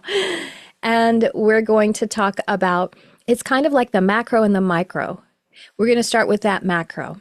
And we're going to talk about opening portals, Opening portals for multidimensional wisdom and connection. Opening portals for big, significant shifts. Now, I'll just tell you right up front, is just simply hearing this concept and receiving it is coding you to be a facilitator of opening portals. And I'll tell you that in this little bit of a lesson, you're going to recognize how portals are opened for you, how they have opened in your life, and what this means for either your regular work with yourself with the Akashic Records or with your clients. So when we talk about opening portals, we are talking about big, significant shifts. Now, it isn't that only big shifts are the best and the most important. No. Because little shifts all the time are what we do every day. And a little bit of a tweak can actually make a major calibration. I don't know if you've ever had physical therapy before. Physical therapy is kind of like a painstaking, like inch by, not even inch, centimeter by centimeter, making little shifts. But boy, does it change the whole flow and function of your structure. So minor shifts occur all the time, and they can affect major calibration. Portal opening, big shifts. We can't really, those aren't things that we need to, we probably shouldn't want to expect to, if I can use that dirty word should, to expect to do those regularly, because they are profound, they are big, and they come with a lot of adjustment. Now, having said that, you might have a practice that you attract people who come to you for Akashic Record readings when they're ready for major shifts, big portals opening. Maybe that's when they come to you.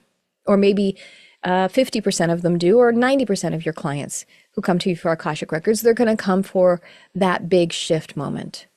And there's no way that we can absolutely control it.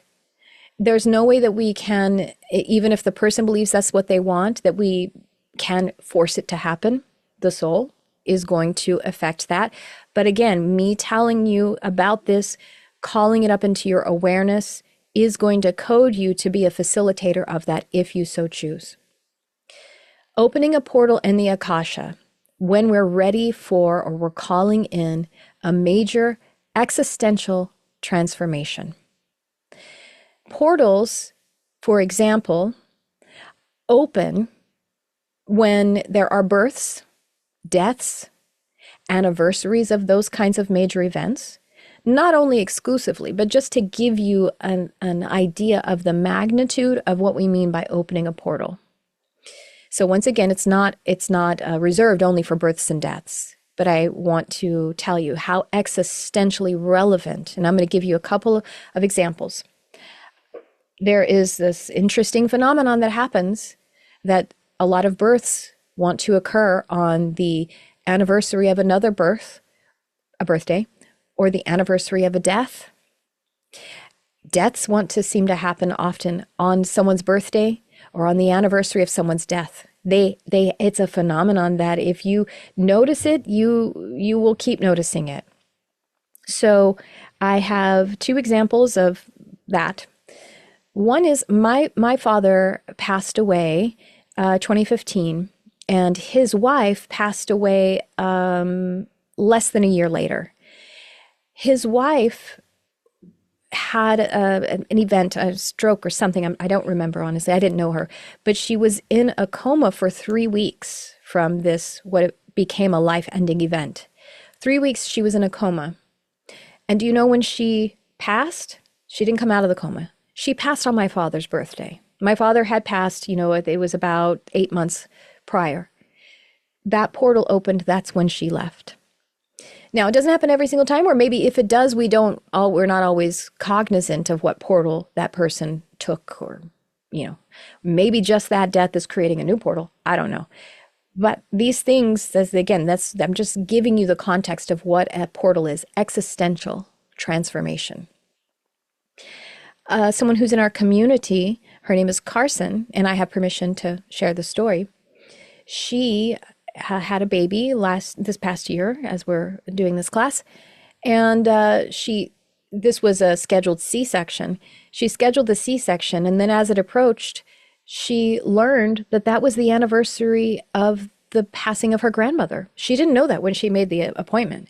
Now, those of you who have experience with scheduled C-sections, you know that it still may not go according to plan there, right? It could come early or it could happen a little later for whatever spontaneous reasons.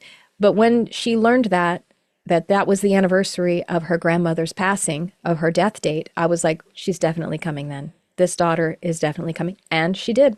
It came as planned. Another kind of portal existential transformation, again, doesn't have to do with necessarily with birth or death, but I'll share one from my life, and that is December 27th, 2014 at about 2:35 p.m. I didn't track the time of day, but I got pretty close to it. And that is when I had a portal open for me that brought me here right now. What happened was, this was that story that you may have heard me told before, so I won't tell the whole thing, but I was in a whole different career. I was in my marriage and very happy. And I was happy with my career. But I was waking up every day feeling like I was having these thoughts and feelings that just didn't make sense for my life. And, I guess I was always kind of a spiritual person, although I was not metaphysical to my knowledge. I didn't know the word metaphysics. I had never considered psychics one way or the other. I wasn't afraid of them. I wasn't interested in them. I don't know. But people used to tell me that I was very mystical. And I was like, what are you talking about? I don't know what that means. I'm basically like a scientist. I wasn't. But anyway, this one day I was like, what is this? Oh, what? And I had this idea like, maybe I should get a reading with a psychic. I've never done that before. It seems kind of fun. And, worst case scenario, this person tells me some story and I could take it or leave it. Won't hurt me, like even if it's weird, it won't hurt me. I could just like ignore it. So I got this 15-minute reading. First time in my life I even thought about having a reading with a psychic. And the psychic told me, oh, well, you're an empath, right? And I was like, like Counselor Troy from Star Trek? But even as she said that, and I didn't quite understand, like in my mind what it was, a shift was occurring in me. And I started, and while I was still trying to understand what she meant by that, that's how not metaphysical I was, by the way. I didn't even know what the word empath really meant. I started crying. I started weeping. A shift started to occur in me. And I felt for days like I was altered. And I couldn't even talk to my husband. I didn't even tell him because I was like, I don't even know what this is. And it set everything off. And I quickly opened up animal communication, mediumship, and everything. I know that because a portal opened for me in that moment. And it was this psychic in a 15-minute reading saying the words, you're an empath, right? That triggered the fractals that opened that portal. And we're going to talk about fractals next.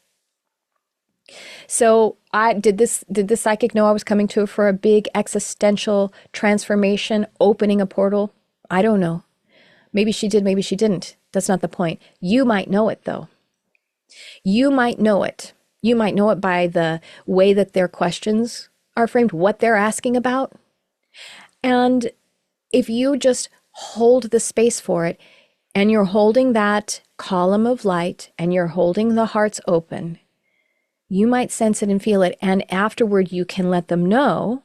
If you have the nudge, the intuition, or you could even, after you close the session, do your other part of the reading. Did we open a portal? Let them know. Give them that support. Let them know what this is, that there was a portal that was open today. And you are being offered an existential transformation. And in fact, because you came all this way, it's kind of a foregone conclusion. You could say absolutely no, but that would be probably just as difficult to do as it would be to just work through it, more difficult even. So remember that it's a significant shift in the Akasha because all potentials exist. When a portal is open, it is a significant shift in the Akasha. And when it's time for this, the client has done a lot of work, all of the little bits of work every day, just like I had. I didn't know that I was heading into that, but I had done all of the little bits of work and shift and change that led up to it. You might be able, like I said, discern from the questions that they're asking or just an intuition that you get. It may be the way the client is just presenting that it feels like that's what's happening. And just this will help to prepare you to coach or counsel or give intuitive reading or energy healing about the integration of it. So that is, and then for yourself, you might know that it's time, or you might head into the records for your own reading that day, and then you're like, boom, like me, like I didn't know it was happening. And once again, you can't demand it. You cannot command it or demand it. You can ask for it. But you might ask, how can I prepare for a portal opening? How can I prepare for this, to be able to have this grand existential shift? And maybe that will do it. But just know that the highest benefit is underway for you. So that's what opening portals is all about.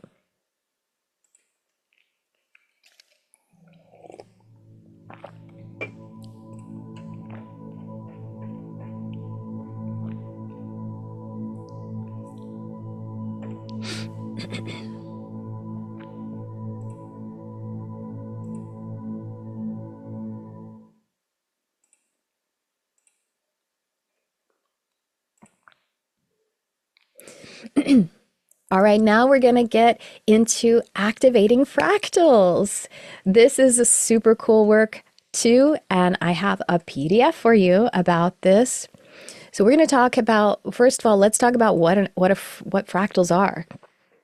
So in the Akashic Records, of course, we have the blueprint that we're working with for your soul's journey, and it's an intricate design. It's made up of repeating energetic patterns, and those are what the soul fractals are. That's what a fractal is. It's a repeating energetic pattern. The fractals are reflections of your divine essence. It's carrying codes, unique codes of wisdom, and wisdom is something that is gained by experience.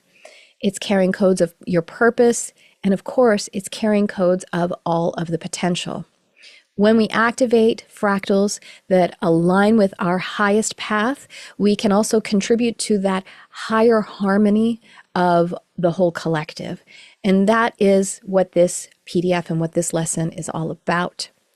So I have a little bit of an explanation here of what fractals are in general. And just suffice it to say, read over this. And by the way, read over everything again, because every time that you read over it, just like me hearing Prince sing Purple Rain 1,000 times, you're going to get a new layer of fractal activation. At any rate, fractal, they're complex geometric patterns, and they exhibit self-similarity is what this is about. And it's as they're the magnification of the things, the different ways, the different facets, if you will, of how something is manifest or expressed. Self-similarity is like when you zoom into something, in or out of it, then it's reflecting a pattern of the whole. So think in this moment, okay, self-similarity is when I recall or the records present to me a past life, it's because there is a similarity or a relevance to this life. There is something that is being activated by presenting this. That is what fractals are all about. They have infinite detail. If you can imagine that the color blue has infinite fractals, how many different facets or potential colors or brilliances are there of the color blue? All of those fractals mean something. The fractals are coming through, the soul fractals are coming through your readings. They're coming through you expressing them. Like we're talking about code. Fractals are the activation of new code. Now, it's a nonlinear geometry. Unlike other traditional shapes like squares or circles, a fractal will have something irregular, something complex about it. And again, we're just embodying the concept of what fractals are, which you have already. So this is more of the embodiment. I mean, you have it because it's natural to you, of course. So examples of fractals in nature, one of the best ones is trees. If you look up a trunk of a tree, all of its branches is like another tree. So again, there's a similar pattern there. And of course, clouds, they have similar fluffiness from various scales. So when we're in the records, we are activating all these different fractals. And a soul fractal is what we're talking about in our work. We have the self-similarity, the repeating patterns that are revealing consistent themes of your soul's journey, and how we can activate the highest benefit of each and every one of those. So that's why past lives are so relevant in the Akashic Records, because they are repeating themes or repeating patterns. You know, people don't have to believe in past lives in order to benefit from having a past life reading, because it will be activating a fractal for them. Now, it can also help us to release unresolved karma. Now, karma is not, in the sense that I'm using the word, is not about punishment. It's about lessons. It's about expansion. It's about opportunities. It can also help to reveal innate gifts that we may be not fully embodying and embracing because of some conditioning. The experience of not activating a gift helps us then to have such a profound expression of it when we then step into it. And also recurring challenges, patterns. So fractals are revealing patterns to us. So what if it isn't about releasing the pattern at all? It's about turning the pattern into a positive pattern along the same lines. So we have recognition of patterns, we have healing opportunities, and we have activation of dormant wisdom, and all of this helping us to align with our soul purpose. So that's what the Akashic Records are facilitating for us in activating fractals. Through that intentional inquiry, we're able to identify the lessons or gifts that are relevant to our current life. We can release energies that are no longer serving our growth.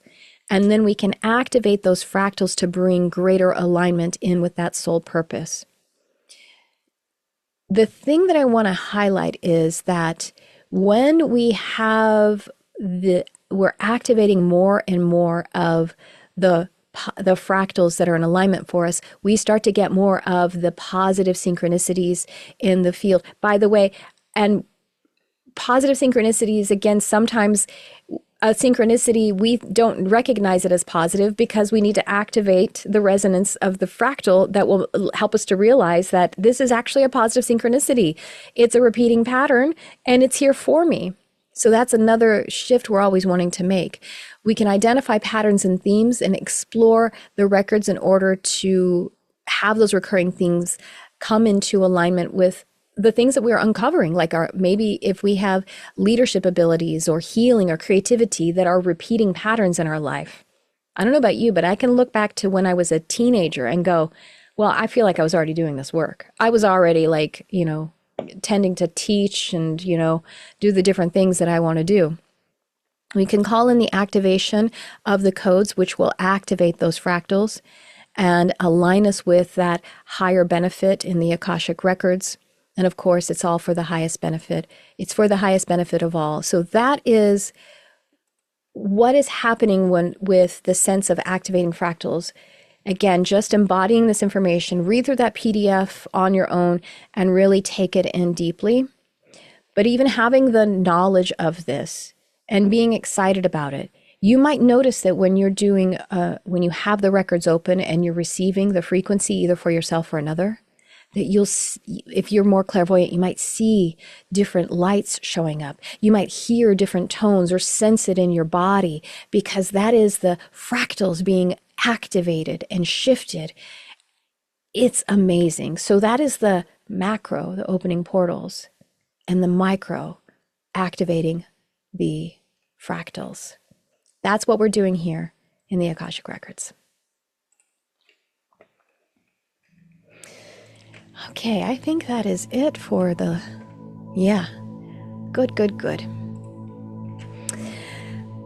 15 minutes at least left. I have another lesson. I'm going to save it for next time. But, actually, you know what? I'm going to give you some homework. And I will put this in the student portal and I will email it to you. We're going to be talking about, not a ton, but briefly about how human design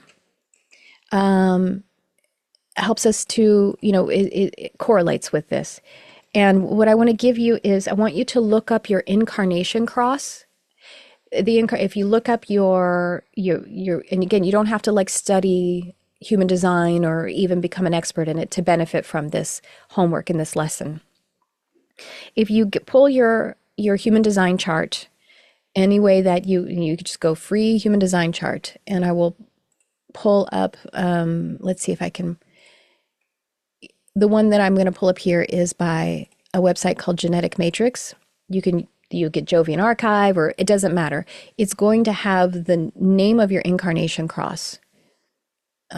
So let me show you here on, I'll just show you mine on this website.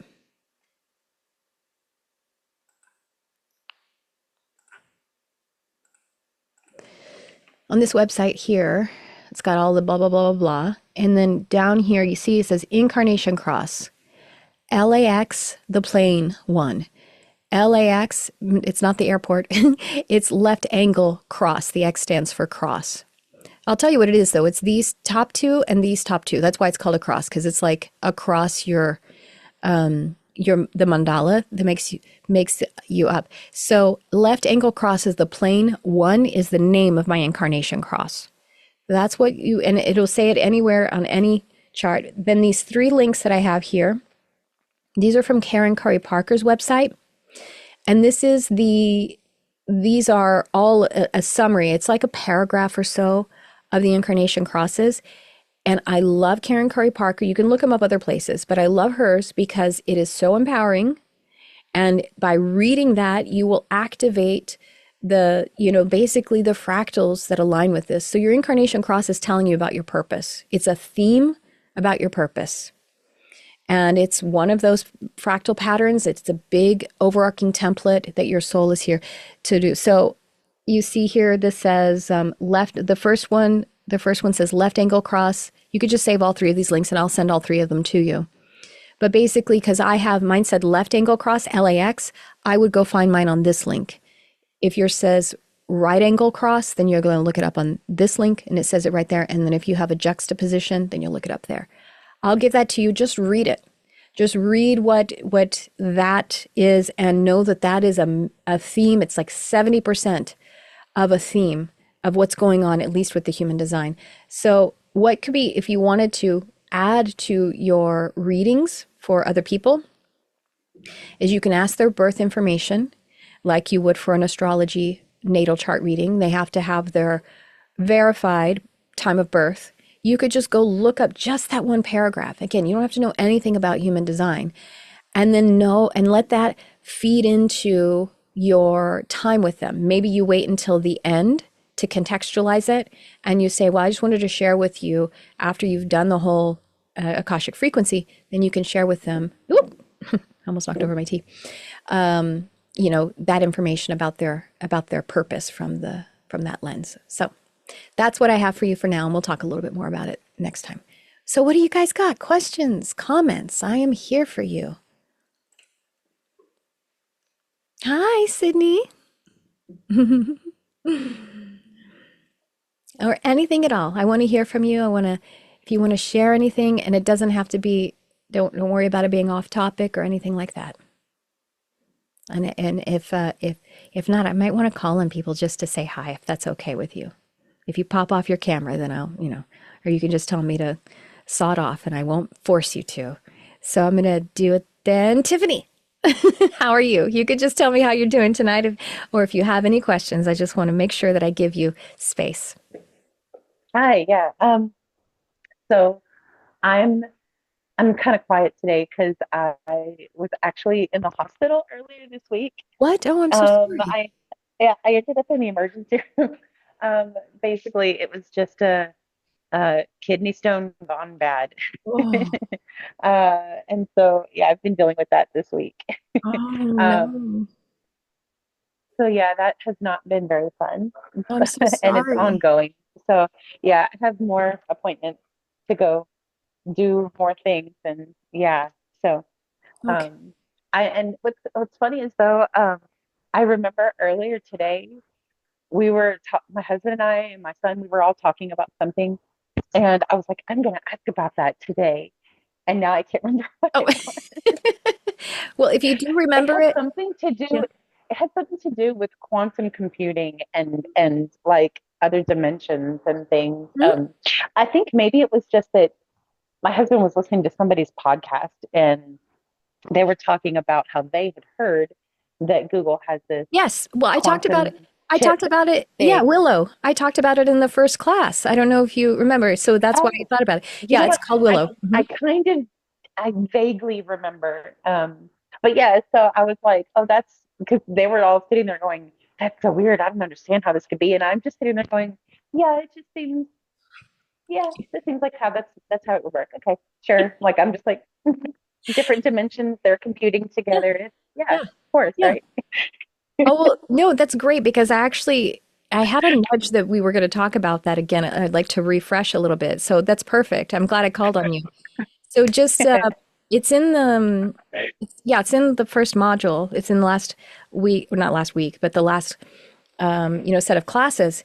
So yes, it's called, so Willow is the name of the chip that it's a quantum computing chip that Google now has. So that was the premise I was talking about, that when something is readily, commonly activated in our world, we have access to totally live it. And I gave the example of when we had the equipment to be able to see Uranus, we discovered Uranus, we could actually receive its frequencies.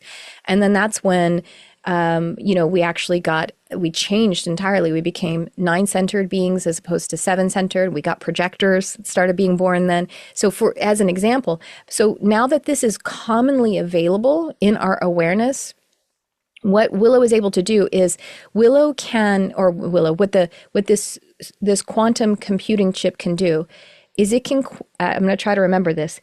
It can quantify, it can basically process data in 5 minutes. What would our fastest, like the next fastest possible computing chip could do, it would take 10 septillion years. It can do in 5 minutes. And Yeah. what's relevant Yeah, that's what about he that was is trying to explain to my daughter. And it was just like, oh, that's such a crazy, mind-blowing amount of time. it is. We can't comprehend it. But 10 septillion is older than our known universe. So then scientist nerds are going, well, that means because it's a multiverse. Because if we can do something that is faster than our universe exists, it must be because we're pulling on alternate universes. And so that's what we're doing with the Akashic record readings too. We're pulling from the multiverse. And superposition is what that is, because superposition means that we're able to take all of the positions in the multiverse and collapse them into an experience here.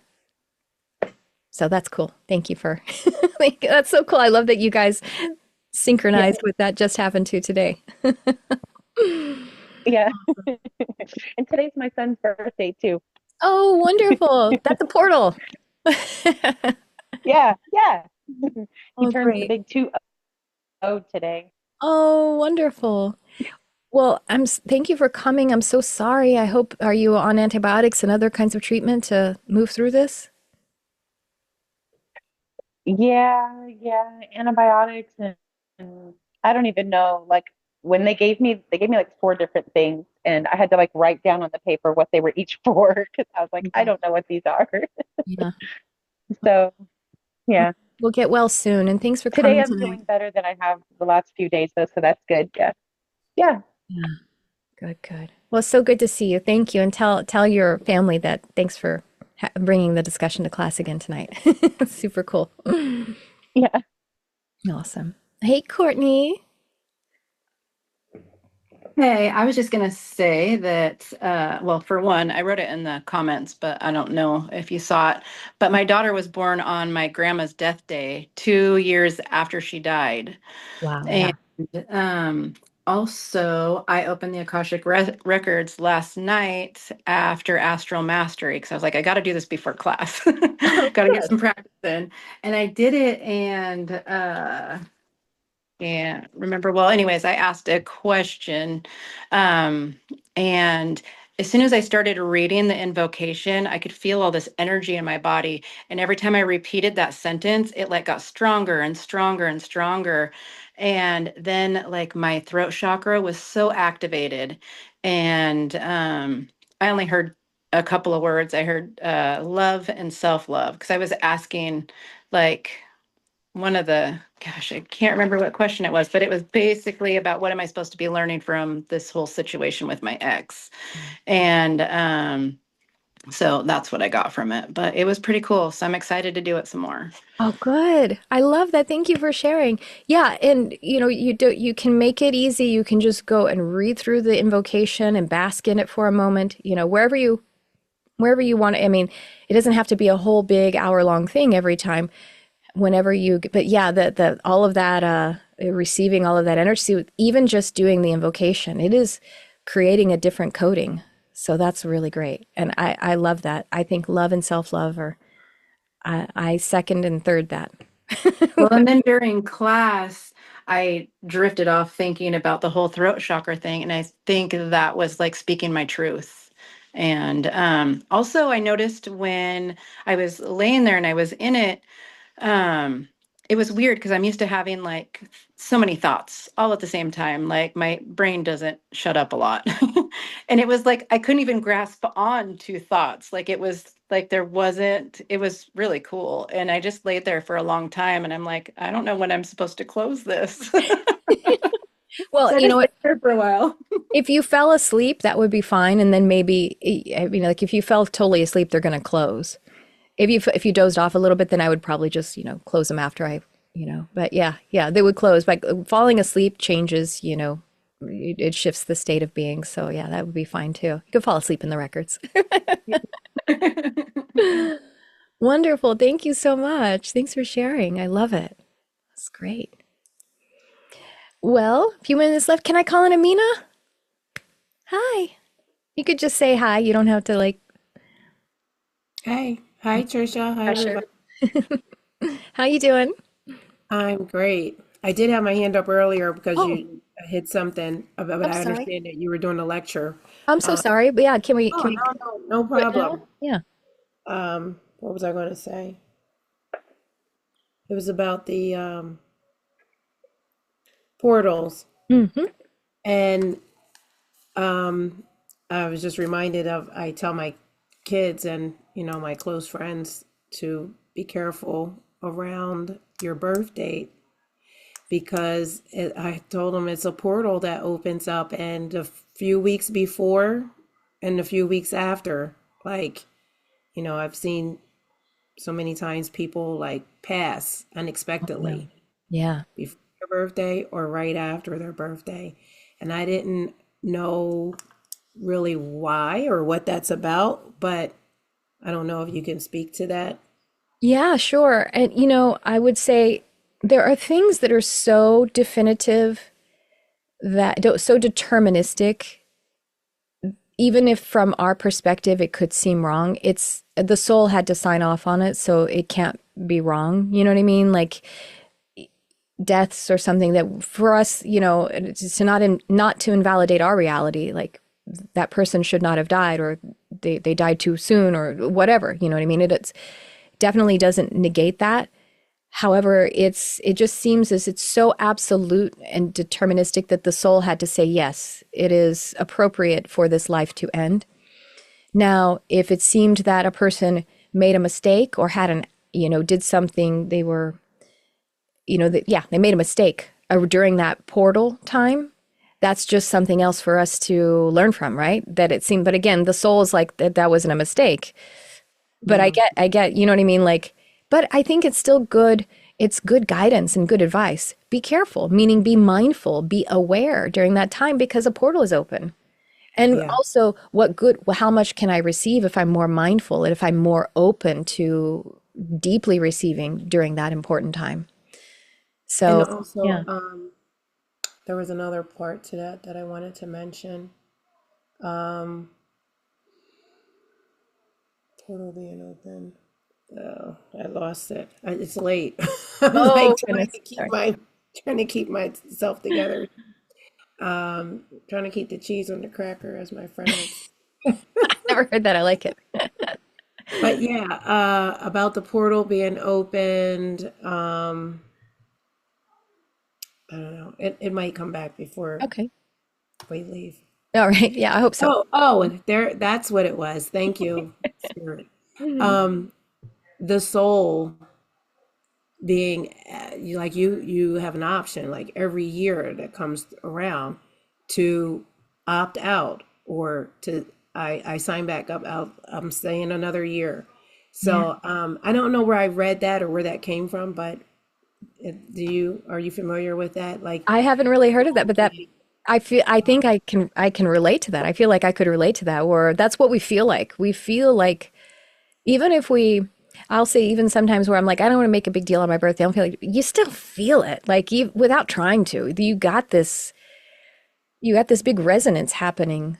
So I think, yeah, I could find that to be a very useful and something that I resonate with. Yep, I'm signing my contract again this year. Yep, I'll do it again. I'll agree. My husband's grandmother lived to be 104.5 years old.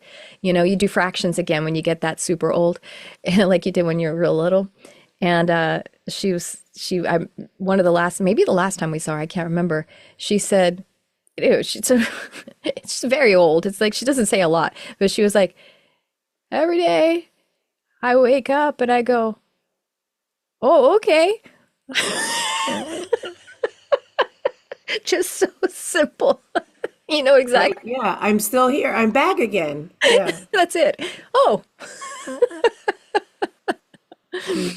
another thing she said on her it was like it was just after her 104th birthday, and we were there at Christmas, and she said, and my uncle John, her son, said, she was like, what year is it? Or whatever. She was like, when is this? When?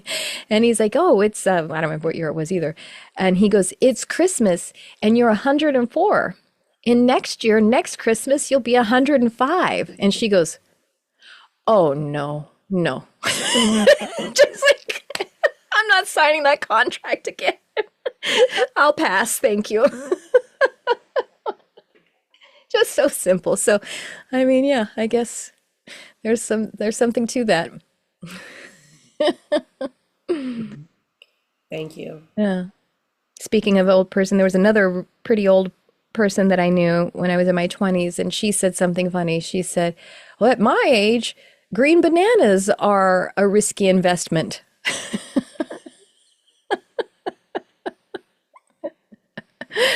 Anyway, old people are fun. Thank you so much. Thanks. And how about you, Tracy? What's going on with you? And we're at time. So if you guys want to bop off, I know it's late. I will not be offended. And I'll just tell you, I love you so much. I hope to see you Sunday. All you have to do is sign up. I'll send another reminder about how to sign up. And that way you'll get oh, I'm sorry, Lisa, you have your hand up. I have my screen kind of off there. Tracy, I don't mean to shut you up, but at least I had No worries. No, no. Go ahead, Lisa. I'll be quick. I'll be quick because I know we're at the end. It just, this whole portal thing is really interesting to me, and especially the relevance of like death and birth. So I've had two significant things happen on my birthday. My granddaughter was born on my birthday, and it was completely like she was due 2 weeks later, but boom, she went into labor and had her on my birthday. And she is 12 now, but she's the most profound soul I've ever met. And I was like, wow, this is probably why she was born on my birthday. It was like, I feel like she was a gift to me directly. I mean, when she was 3 years old, she would basically tell me how she would astro travel to visit her friends, and she knew she had to be back in time to wake up and not feel sleepy the next day. Like a 3-year-old was telling me this. And then when she was 5, she told me that I was the animal spirit queen, and that the deer was my main animal spirit, and a fox. And then she said, you know how you're scared of the dark and you don't like to go outside at night? Well, it's okay, Grandma Lisa, because the like God is going to light the sky up for you, and you don't have to be afraid of the dark. Like Oh, I was just like, what? I'm writing it down while she's telling me this. And then the second one was my grandfather, who was, I'm so incredibly, I just, he was like my father, and he died at 93. So it was like we all were there for him. And I was turning 50 on May 18th. And I just had this thing where I was like, oh, please don't die on my birthday. And I don't know why, because it was like I still wasn't really on my spiritual path then, but I wasn't afraid that he was dying. because he'd lived such a wonderful life. And it was his choice. I mean, he basically told all of us, he's like, I'm done. I'm not going to do the treatments they're telling me to do. I'm done. And it happened really quickly. But I feel like because I was saying that, the portal waited and he died the next day. He died on Oh, the 15th. oh, well, And I but was there. I got to be there. So I'd never witnessed a death either. And it was like, to me, it was so beautiful. And it was sad because his physical body was leaving, but it was like, I don't know. And so, but yeah, it like gave me a lot to think about, I guess. And I just thought I would share that as far as, but like Amina said, it's like the portal was still open, but yeah, it is beautiful that, either maybe you intuitively knew it wasn't going to be your birthday, but you must have intuitively sensed that it was going to be close in order for you to even say, don't, you know what I mean? I guess also yeah, there was the physical evidence of it as well, but he was still in that portal too, yeah, and that's beautiful. Wow. yeah, Thank you for sharing. I love that. sure. What an amazing little granddaughter you have. Oh, she still blows my mind. Yeah. Awesome. Tracy, since I called on you and then I told you to not talk, what's going on with you? How are you?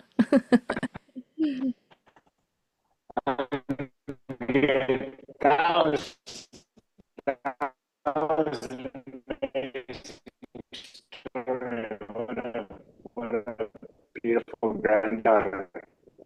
Yeah, that was very cool. He's breaking up a little bit, but I'm good. oh, there you go. I got when my first class got canceled. But so yeah, I was kind of bopping in and out a little bit. That wasn't supposed to be here tonight, but I ended up making it here. So yeah, thinking about you guys down there a lot today, down in the Smoky area, and everybody, all that kind of stuff. And your fractal story. I was driving home, and you were talking about the fractal, something about the fractals, and when you said and something about the good for all or something in your fractal story, I got like the full body chills. That was cool. I was like, whoa, okay. I gotta pay it. So I gotta go back and listen to that whole section again and take notes, I guess, or something. And then, did I hear you correctly that Delilah is trying to talk you into buying a puppy? She suggested it. Yeah, Delilah's one of my Okay. cats. I thought that was great. Yeah.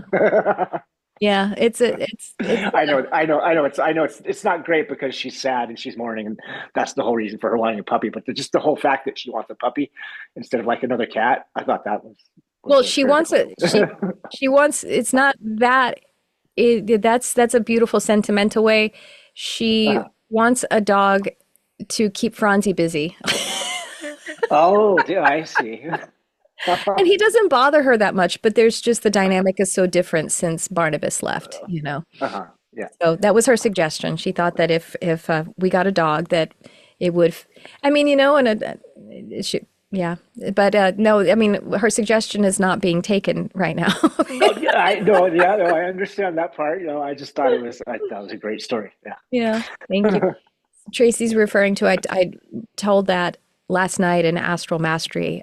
Delilah is one of my cats, and Franzi's another one of the cats, and Franzi's got a big personality. And she's like, well, since Barnabas is the one who passed October 28th, and he was just the best, we'd say he's the best person on the planet. He's just the best person. So, yeah, just the dynamic of the family has shifted. And she was like, maybe we get a dog so Franzi can be like bothered and not bother me. Anyway. Yeah.